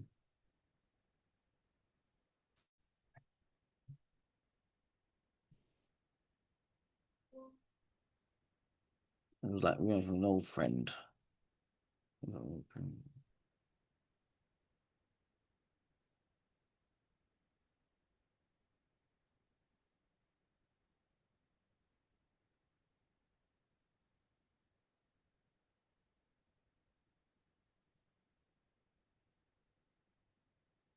And it's about gestures, about how it comes across. It's phenomenological. And he seems to appreciate from her her strength, her vivacity. There's no sense where he appreciates extrovert logic. It's the extrovert sensation aspect. And I'm pretty sure Carrie Ann Moss has some of extrovert sensation in the ego block. I think he's II. As interesting, he's always in action movies. It's always martial arts.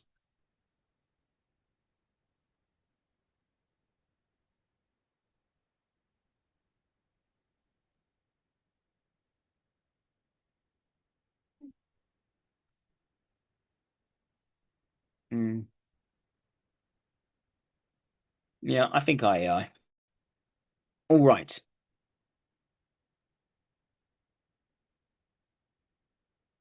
let's move from Keanu Reeves now to Catherine Connolly.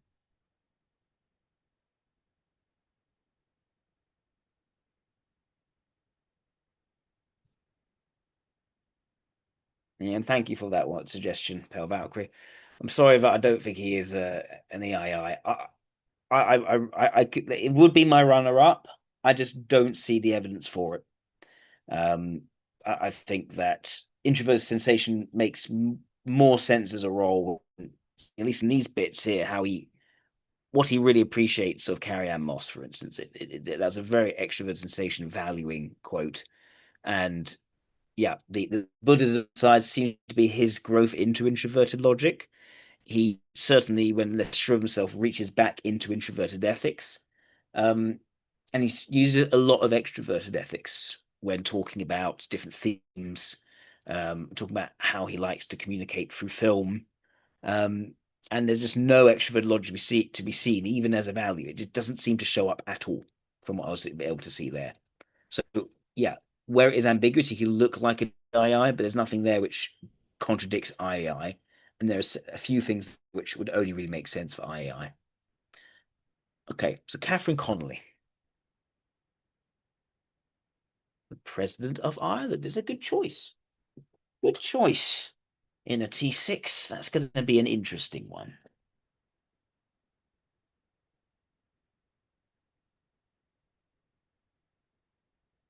The new president,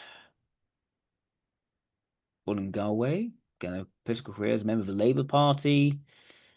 She went an independent candidate, supported by Sinn Féin, for Democrats, Labour Party, People for Profit, Green Party, the United left-wing parties. Socialists and the pacifists, supporter of Irish neutrality, often anti-Western, critical of NATO, European Union's increase in military and defense spending.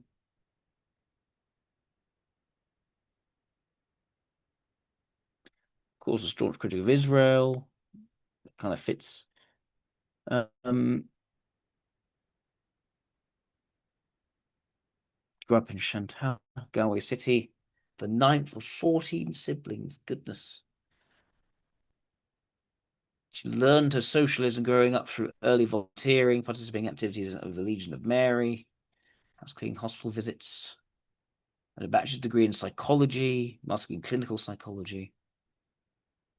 She acts as a barrister in the Western Circuit of General Practice, mainly in areas of family law and personal injury law. Okay. National politics. Supporter of Michael D. Higgins' unsuccessful campaign in 2004.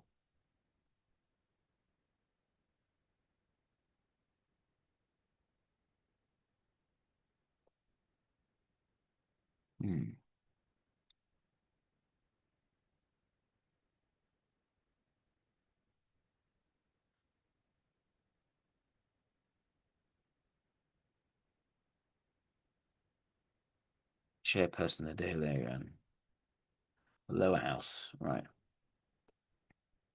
Almost like the okay, almost like the speaker. Is that right?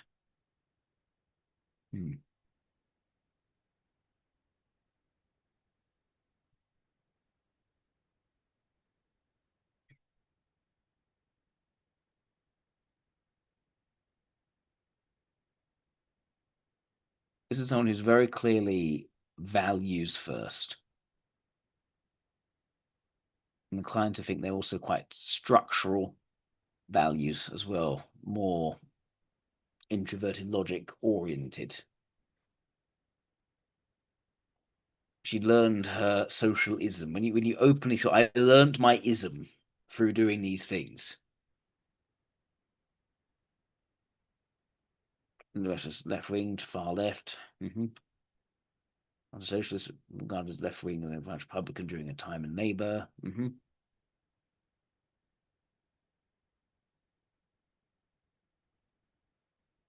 That's what it's about. People with sovereignty, enforce the peace. His forces, respect, support the members. Does not need an army. Armies fight wars at odds with a nation's neutrality. That's weird. Our defense forces exist, but we do not need an army. Okay. Sounds like a contradiction.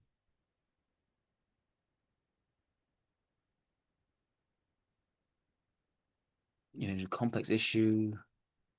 Okay. Pro-neutrality.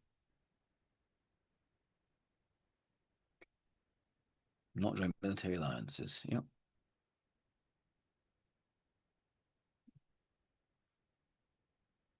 Warmongering and military industrial complex in Europe.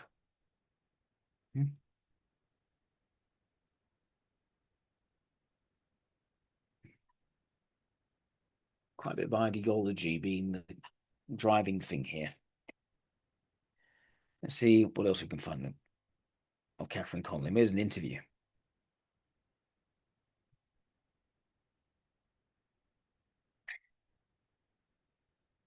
And she was sworn in. Campaign launch replay.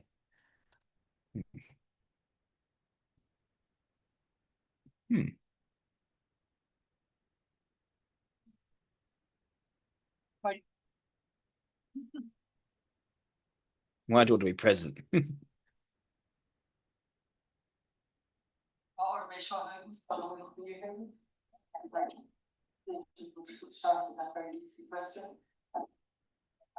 Terrible sound quality. It's been a very difficult question. Why do I want to be president? It's not false humility. I know it's not something to think about dreaming about being president. It happened really organically, and I come to mind very quickly. It happened organically from the messages I got over a long period of time, of a year and a half. I'm ashamed to say I didn't take much notice of them because my reaction was questions. And then gradually I began to look for how staff actually look I really encourage you from all and finally over months I decided I think we're at a very we're at crossroads, which is cliche. We're at a very important point in the history of Ireland, and I think we need a voice for peace. I think we need a voice that's not afraid to stand up and stand up when necessary. A voice you can trust, a voice that will not go with the prevailing narrative if it's the wrong narrative. And I think the characteristics that I would like to see in a president are courage, compassion, the ability to listen, and so on. And she strikes me as a female version of Jeremy Corbyn. I would like to put it in that way. Female Irish version, of course. Privilege serving in many positions. As a student, I did many jobs which we all did, from cleaning to chamber to nurses. Then I was a student. I became a clinical psychologist. In between, I did a diploma in education, and I worked for almost 7 years in psychology. I worked as a barrister. I don't think all of this background is necessary to be president, and I wouldn't like to give the impression that you need these qualifications.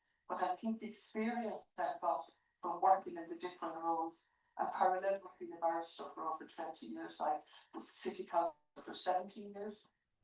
When I was elected to the law in 2016, I've served 2 terms, and I had the privilege of being last for 4.5 years. So all of those different roles, I think I've shown resilience and courage. I take complete credit for that. I give the credit to my parents, my siblings, and my father in particular, who gave me a sense of social justice from a very young age, and who spotted hypocrisy from a far distance.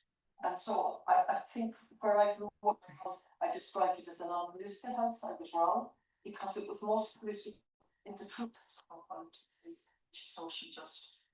And we had that day one. And if you want me to go into more, I would answer your question why I want to be president. I'm finally able to say I think I'm the right person at this time to reflect Ireland in an inclusive manner, and to reflect Ireland in an inclusive manner. Because together we're strong. And I think we need a voice for peace, a voice to articulate equality in the most positive way. We need to call out truth to power, albeit within the confines of my role when I'm there, as set out in the Constitution. But there is scope there. And finally, I finish by saying I think Michael D has done a very good job. He has shown great courage on every occasion that he's spoken out, and he's taken quite some flack for that. Prior to that, Mary McAleese expanded the role, and prior to that, Mary Robinson. I would like to think that I will continue in that tradition and add more. Long answer. Because we're facing more difficult times and a changed world from the time that those three presidents were elected. Let's see what Joe. United Ireland is inevitable. It's inevitable. I hope my vision would be for a new republic, a republic that's inclusive, that we'd be proud to call a republic. On top of that, we're trading with Israel through Europe, and that's an obscenity to be trading with a country that's committing genocide. Catherine Conley, welcome to Joe. How are you? I'm really welcome. Talk to me about the last couple of weeks and even the last couple of days. It must have been a bit of a culture shock for you. I know you've been working in politics for a long time now, but the light that the presidential election casts on people is completely different, really, to even a general election. It gets a lot more personal, it gets a lot more about your morals, and it's pretty much non-stop across the country. I know you've been to Belfast and you've been all around the country already. You've been morals. Still working in the Dáil. Left ideology is a key thing for her. I just put it aside. You just have to keep going. Yeah. That's it's unimaginable, really, on one level. On another level, I mean, the positive side is the feedback has been excellent and people want to engage. She sounds exactly like Jeremy Corbyn. The feedback and people want to engage. Joe Corbyn says exactly the same things. I've been to 4 agricultural shows. I've been to the Rowing Championships. I was out in Ballyfermot last night. I was in the Ballyfermot Star Recovery Programme. I was in Clondalkin last week. That was with the Equine Project. I could pick out so many examples. Certainly people want to engage. There's no dullness on the part of the people who are engaging with me. Is it difficult? I think it's become much more intense with That's the a bit level of not the scrutiny, because tricky I take. stood in July deliberately. One about German rearmament, sort of shades of 1930s playing out in Europe. I think the people deserve that. So it's quite a bit of introversion tuition there. These are the trends that are happening, and it doesn't sound like it landed very well. Some media are much more polite than others, so I can put it like that. Yeah. Like 1930s. Mentioned a lot of places in Ireland there. Complex, very camping military industrial complex in Germany. Military industrial complex against that structural ideological thinking there. There's a lot of hate in the country at the minute that, there's the all forces of force, essentially. Issue has been raised. What's your take on the state of Ireland at the minute as a country? Well, actually, I find it very positive when I come back to the issues that you've identified. But really, I'm strong enough in condemning the Russian invasion of Ukraine. At the level of commitment from people on the ground. She sounds a lot like Corbyn. When I go to someplace, I will take Donegal, you go to a whole range of places. You go to meet people on the ground, you go in and out of businesses, you go to centres for cross-community development, and you meet people from all over the world and different communities. You go to so this is someone who is very much a peacenik individual, very much a dyed-in-the-wool socialist, a very clear lens for which she sees everything. There's the ideology is very, very clear. But she's someone who also is analytical. She talks about trends of development, reunification of Ireland is inevitable. Probably is inevitable in terms of demographics. She talks about rearmament of Europe as being like the 1930s, which did not land very well, clearly. Quite a controversial thing to say. So she's not so necessarily thinks politically in terms of how things will be perceived very well. And she talks about things through her ideology. She offers analysis. She's consistently about peace and against any kind of military. She struggles with the idea of a defense forces being an army, which is like, that's what an army is a defense force. But the idea of of any sort of group, even I being armed and being militaristic, is almost anathema to her. So there's a deep aversion towards the necessary extroverted sensation of a country, which Jeremy Corbyn also has that trouble with. He wanted to remove the nuclear deterrent as an example. Yeah, I'm inclined to think she's an LII at the moment. I need to see more, though, but that's my impression at the moment. The extroverted ethics seems to be weak, but seems also receptive to it by talking about the positive reaction she's received, which Jokel did much of as well. Yeah, and she's someone who I think is popular because she's someone who is very much values first in the left wing agenda. If she were on the right, it'd be quite different. But because she's on the left and she's values first, there's very positive response from other people who are left wing, which she seems to like very much. But she herself is not the charismatic one so much as an analytical person. If she was a psychologist before she then became a barrister, it suggests to me that that desire to analyze and understand has been a quite consistent thing for her. I'd like to see a bit more, though. Centres for independent living with an emphasis on independent living for people with disability and so on. And I've picked the impression is people are committed, hardworking, they identify problems, they identify the solutions, but they're struggling for resources in a very rich country. And that's where I see the disconnect. So she's struggling for resources. I always knew that. It's like introverted sensation, understanding of socialism. It's not a Marxist Leninism. It's more of the my spirit's absolutely it's more the Engels sort of analysis of the situation. They lack resources. Everyone needs to be looked after. It needs to be very inclusive and nice and all the rest. I listen to them. And what they want to do. It's very idealistic ideology rather than power narrative. Different ways, and one is to have children and adults come in with disabilities, where equine therapy would be excellent. And so I see that all of the time. If I stick with Donegal for a moment, and I go to all the other counties as well. Well, that's where you can stick with Donegal if you want. Well, actually, I came away from there with a renewed admiration for the resilience of Donegal people, I have to tell you. With the size of the county, the lack of public transport, the constant need to use it. I thought I was prepared for the defective blocks. I wasn't. I had listened to my former colleague Thomas Pringle, who always spoke about it, Charles Ward, and members of Sinn Féin. I'd listened to all their speeches, and actually on occasions we would give them our time in the technical group so they could speak on it. I thought I knew, but I actually didn't until I went up and touched the houses that are just falling apart. And also the people. I think going out, meeting, and listening to different perspectives. She wants to make front and center her openness to different perspectives, as long, of course, that it is still wing in line with her ideologies. Conscious not to make it an election. She likes to do it. She's someone who listens, who considers different people's experiences. Not just because they had lost their loved ones, but because of the way they were being treated.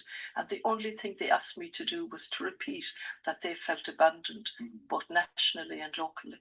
So, the experience in Donegal, I went from Arden in Donegal right across and did most of the county. And I went back to it actually last week and ended up in the Gaeltacht for Ronan McAboy. Learn there, a hero, and that's the second weekend they've had in celebration of him. But that's just one example, and it's acute really because of the defective blocks, because of Creaslaw. Can I jump in there with a question about it's not about Donegal in particular, but more the hopelessness or the lack of sense of control in Ireland. One particular area that this is probably more pressing is within younger people in Ireland. Like I think that there's a lot of young people in Ireland that feel helpless when it comes to change, how to make change happen in Ireland. I'll look again at Wikipedia. Palestine, the government, climate change. There's a lot of issues at the minute that young people have a sense of dread about, but also a sense that they can't control or change anything. And I feel like a lot of people they're taking control by leaving the country. I did that myself last year. I went to Australia for a year because the only thing at the minute they can control is where they live, and as in where can they actually just set up? They have no control over the rest of the stuff. What would you say to the young people of Ireland Going to that visit feel like every that county there's in almost Babylon during campaign. nihilism creeping in? I wouldn't quite go that far, but certainly that sense of despair and despondency and hopelessness came out on a number of open forums that I did. So I did an open forum in Sligo, in Carrick-on-Shannon, in Dundalk and Drogheda, and This is an interesting point. She visited Belfast and said the citizens of Northern Ireland should be permitted to vote in the presidential election, and the North was a limb cut off from the Republic of Ireland. Very interesting there, because I'm not sure that that would necessarily serve her interests, having the North, having the Ulstermen, um, have a vote. But I can see her defending this purely based on principle that she sees Ireland being a united thing rather than on the one hand a republic and the other hand a country of the United Kingdom. So yeah, that is a very introverted logic point. The idea that she believes in the unification of these two parts, the creation of a whole Irish identity. Again, it's quite an introverted logic thing, not necessarily a pragmatic thing at all. She faced scrutiny for the victory made to Ba'athist Syria in 2018. The Irish Syrian Solidarity Movement asked Labour not to support Connolly's campaign, arguing that the trip provided legitimacy to the Assad regime and its narrative. It was a fact-finding mission to see the harm. It's sort of often the naivety and the open-minded naivety which LIIs can often show. Jeremy Corbyn has the same issue, especially meeting with IRA bombers on the one hand and being willing to meet with Hamas on the other hand. It's that same tendency.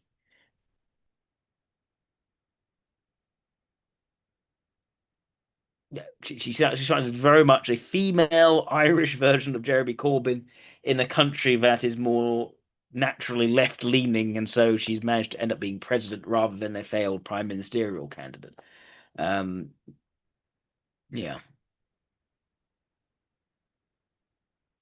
See, Irish neutrality is, for her, it's not even necessarily neutrality, it's Irish non-aggression.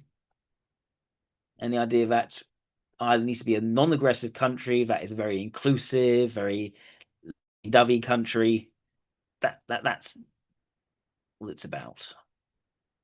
Clinical psychologist Western Healthbourne and St Connemara, Mara and the barrister. What would want to become a barrister? And she was already a psychologist. She studied psychology in Germany. Interesting.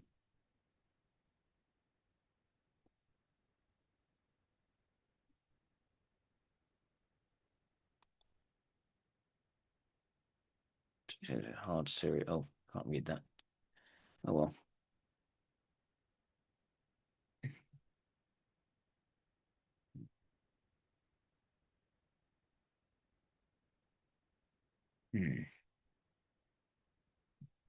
Anti-establishment candidate won the Irish presidency. Yep. And it's interesting that LIIs do tend in republics, LIIs often seem to go for the presidency.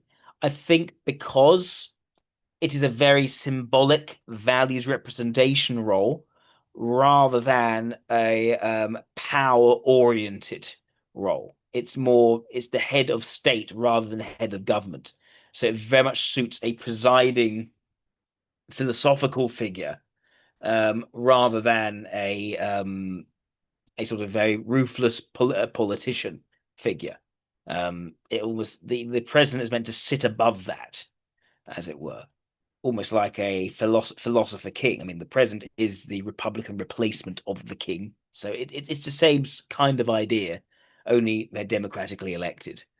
So they are still a politician.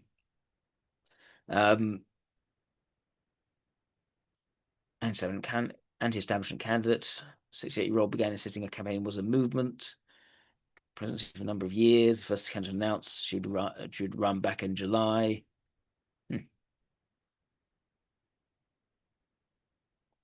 Biggest point of scrutiny The views on foreign policy and Israel-Hamas conflict. I mean, she's anti-Israel. That's going to go down pretty well in Ireland.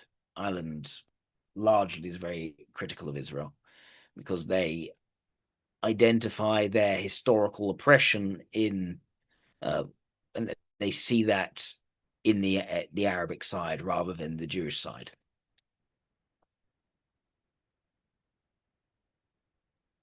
Internationally as being one of the most pro-Palestinian countries. Exactly.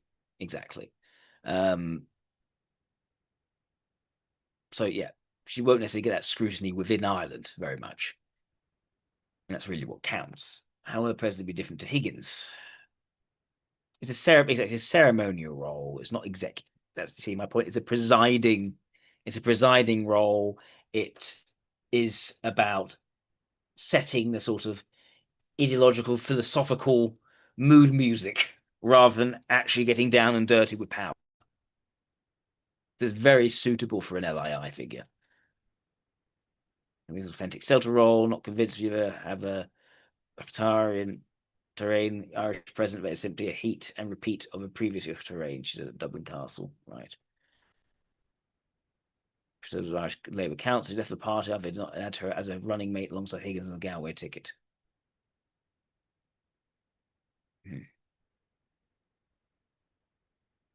She would not refuse to meet figures. Well, no, this is nothing. She would not refuse to meet figures such as Donald Trump because she believes in meeting all different people. It's the extroverted intuition is there. It's a meet and greet. Discussion is genocide. That's be a different thing, of course, but I doubt that will be the discussion with the president. Yeah.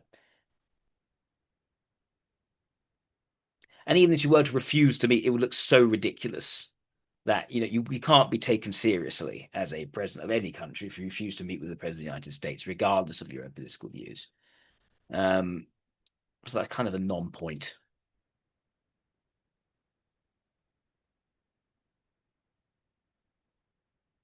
She had to return the part of the presidential salary. Yeah. Very in line with her principles, which is the key thing. I think LII. I don't see another type which is a clear working type for her. You could say maybe LSI, but I'm not really seeing it. There's kind of that naivety to her and that sort of openness at the expense of actually creating trust with people.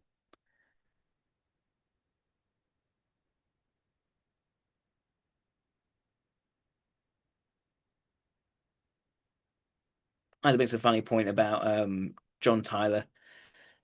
Yeah, that they back when the president of the United States was closer to its constitutional idea rather than what eventually became. Yeah, it was more suitable for an LII. I think that's quite right. And now you don't really see LIIs becoming president. We've had them as prime ministers in the United Kingdom, but they've been kind of weak. They haven't been very effective. I think of Chamberlain, and I think of oh goodness, what's the other one? Major. All right, so that's my typing for Catherine Connolly. Now, shall I wind down the live stream, or does anyone else have anyone that they'd like me to type? All I need is a $20 super chat, and I'd be more than happy to type a fourth person. I will wait another. Well, let's say if I don't receive something by 11:30, I'll end the stream.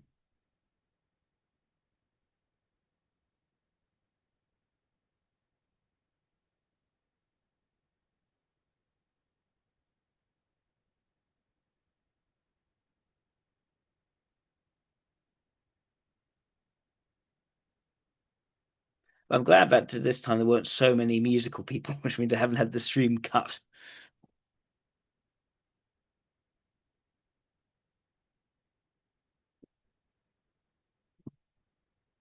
Yes, for people who have joined later on. So I've typed 3 people so far. I have typed the critical drinker, and we came to the typing of ESI. I've typed Keanu Reeves with a typing of IEI, and most recently Catherine Connolly with a typing of LII, which means we had a gamma, we've had a beta, and we had an alpha, but no deltas so far.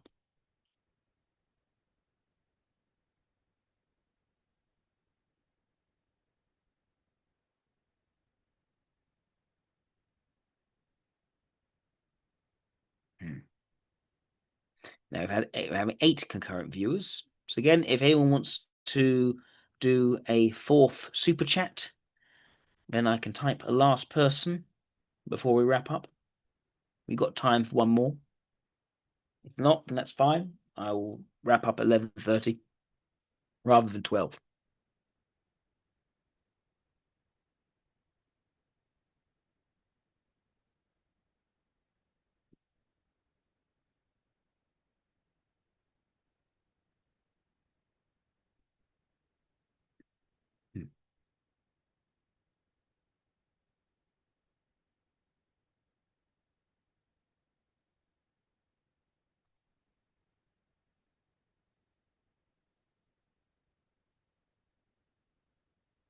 While we're waiting for any super chats, feel free to ask any questions. I'm happy to answer them whilst waiting.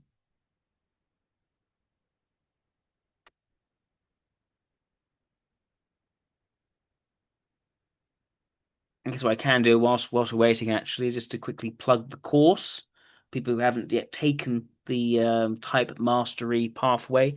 If you'd like to be able to type people, you need to have an understanding of the underlying theory of socionics. And the best way to do that, in my view, is to take the type mastery pathway. It enables you to dive deep into each of the dichotomies which make up a certain type. It has 6 modules, starting with an in-depth view of the information elements. Then it goes deep into the functions of Model A, and then it builds up the type from all 15 dichotomies. Then it goes in depth into each and every single type, quadra, with over 100 examples of the different transitions and dynamics within each type. It's basically the different functions interacting with each other to create certain situational effects. So then you can actually basically understand the type in all sorts of different situations. And then it goes into intertype relationships. And finally, it goes into how to type people, how to go about assessing and making sense of the information available to you. So if you'd like to get the type mastery pathway, please feel free to do so. There is a link in the description. Yes, there should be a link in the description. I'll just check there's a link in the description. Let me see.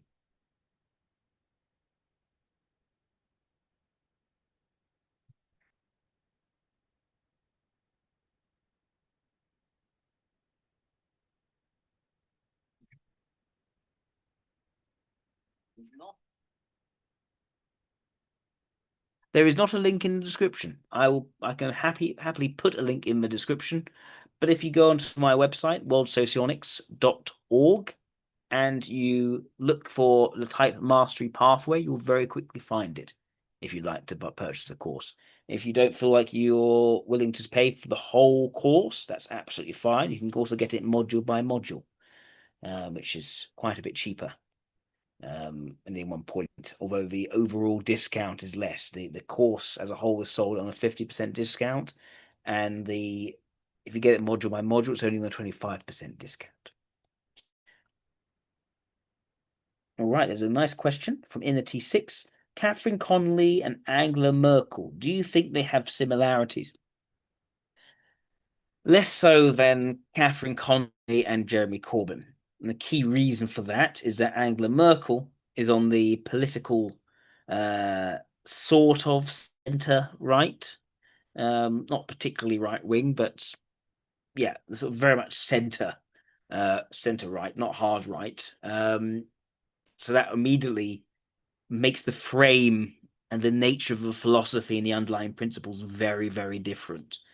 Angela Merkel was, of course, a very sort of judicious figure, She very much liked hearing and bringing together different points of view in making her own eventual judgment. That match is the part which is shared the most.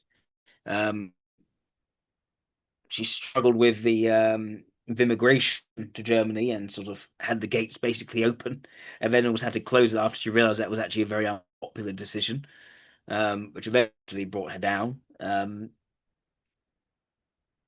But yeah, she was coming at it from it was initially a socially conservative viewpoint rather than a dyed in the wool sort of libertarian left perspective. So that leads to big differences in how they then operate. But yeah, that sort of group consensus decision making, the sort of presiding over judiciously effect, Angela Merkel did share. Hope that answers your question in a T6. Yeah, I think Jeremy Corbyn is a far closer comparison, even though he's male.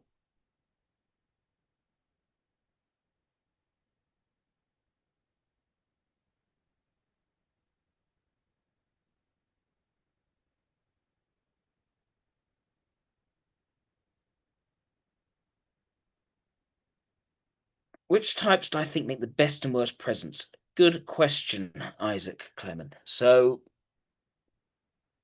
it, it very much depends on the time. It depends on the demands of that moment. It's interesting that if you look at the succession of presidents, each one of them tends to answer some sort of need which is sort of left open by their predecessor, which suggests that, presidents for different situations. Do you need a president that is very strong on the international stage, that is quite tough, right? Which is sort of why people want Trump right now, because Obama didn't do that. He wasn't a tough figure in the international stage. He was overly diplomatic to the point where it could have been accused of not defending American interests. So, that's why people like someone like Trump at that particular stage when Trump comes with his own problems. So every president comes with problems. Every type comes with weak points and strong points.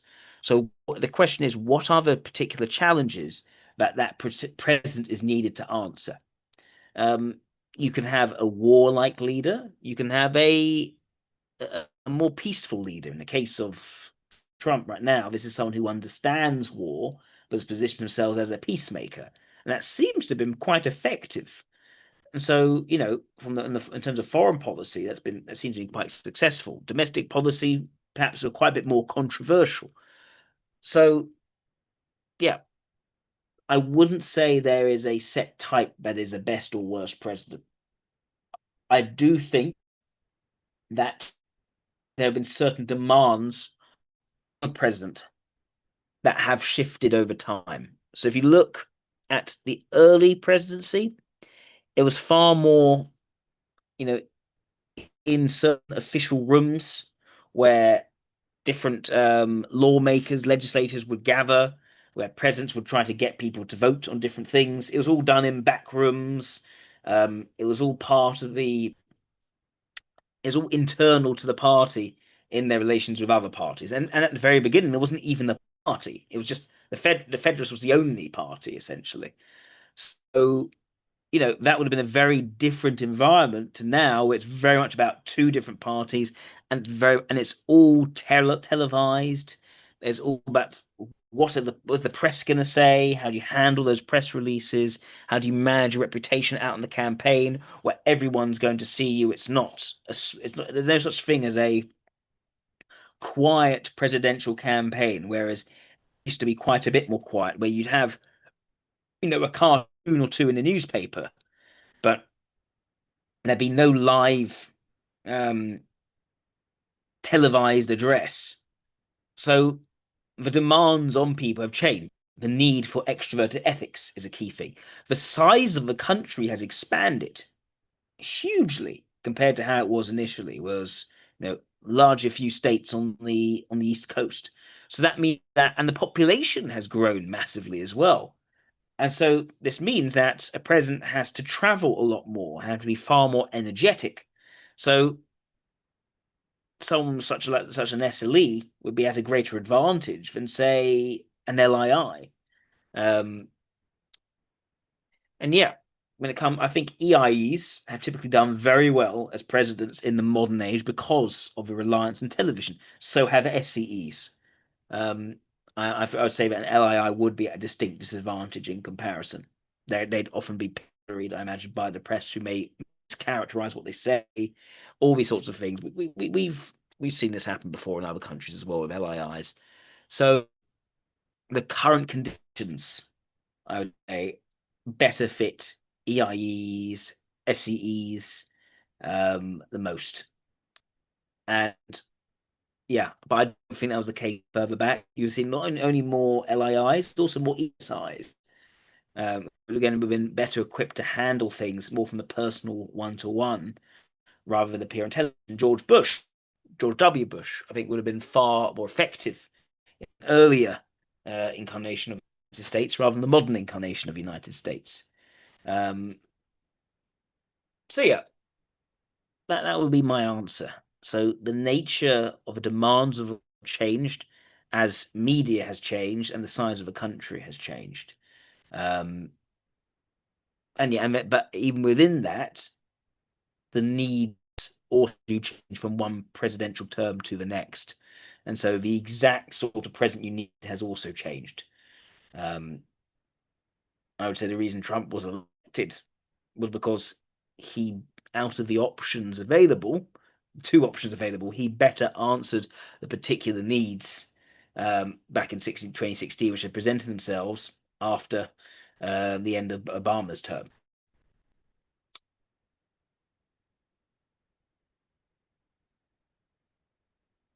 And yeah, if you had, say, Trump running against an LII candidate, even more than an LS candidate, they wouldn't have, it would not have worked because people were looking for the extroverted sensation because it was lacking in Obama. But then that again has its own problems, and that's why Trump is not the most popular president ever.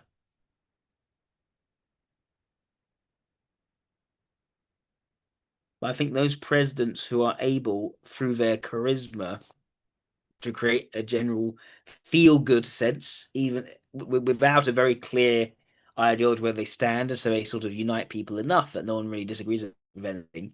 In a time of prosperity, that works very well, and an EIE can do very well. When you don't have that prosperity, where people are starting to draw lines in the sand, you can't unite people to the degree which you could, say, back in the 90s.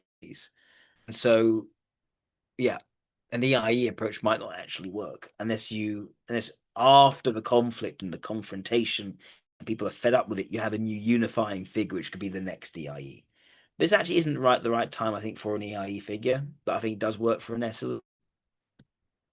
So I hope that answers your question, Isaac. It's how the demands on the presidential role have changed over time, but also shorter term changes based on particular needs, which change, I think, every 5 to 10 years or so.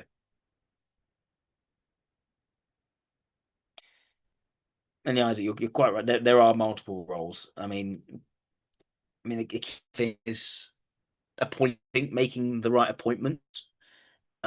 It's making the right appointments into key areas, which means knowing and understanding the right people and understanding skill sets to do well. It's also about being a very capable electioneer. It's being good at handling the press and PR. It's about being a figure on the world stage and being a military person, someone who is the commander in chief of the military, and able to exercise one's will abroad in that way. That's another key thing which is required of a president. So lots of things there. That's why I think extroverted sensation is very important. Extroverted ethics is very important.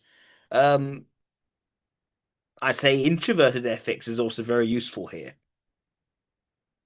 The president doesn't have to get so caught up in policy anymore. That sort of falls more towards the legislators. Of course, the president can make presidential decrees, but many presidents didn't even bother to do that because they've saw the role as not interfering. Look at Coolidge, for instance. People actually, at least on the right, will very often celebrate Coolidge as one of the most underrated president because he didn't do very much, and that was exactly what they think a president should be doing, not doing very much. So yeah, again, it does depend on the time. Do you need to be a great commander in chief if you're in a time when there's total peace?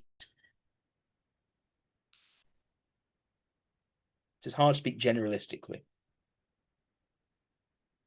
All right, the time is now 11:34. I shall draw this live stream to a close. Thank you very much, everyone. Thank you, everyone who made their super chats, and thank you, everyone who tuned in just to listen. I hope you all have a lovely week.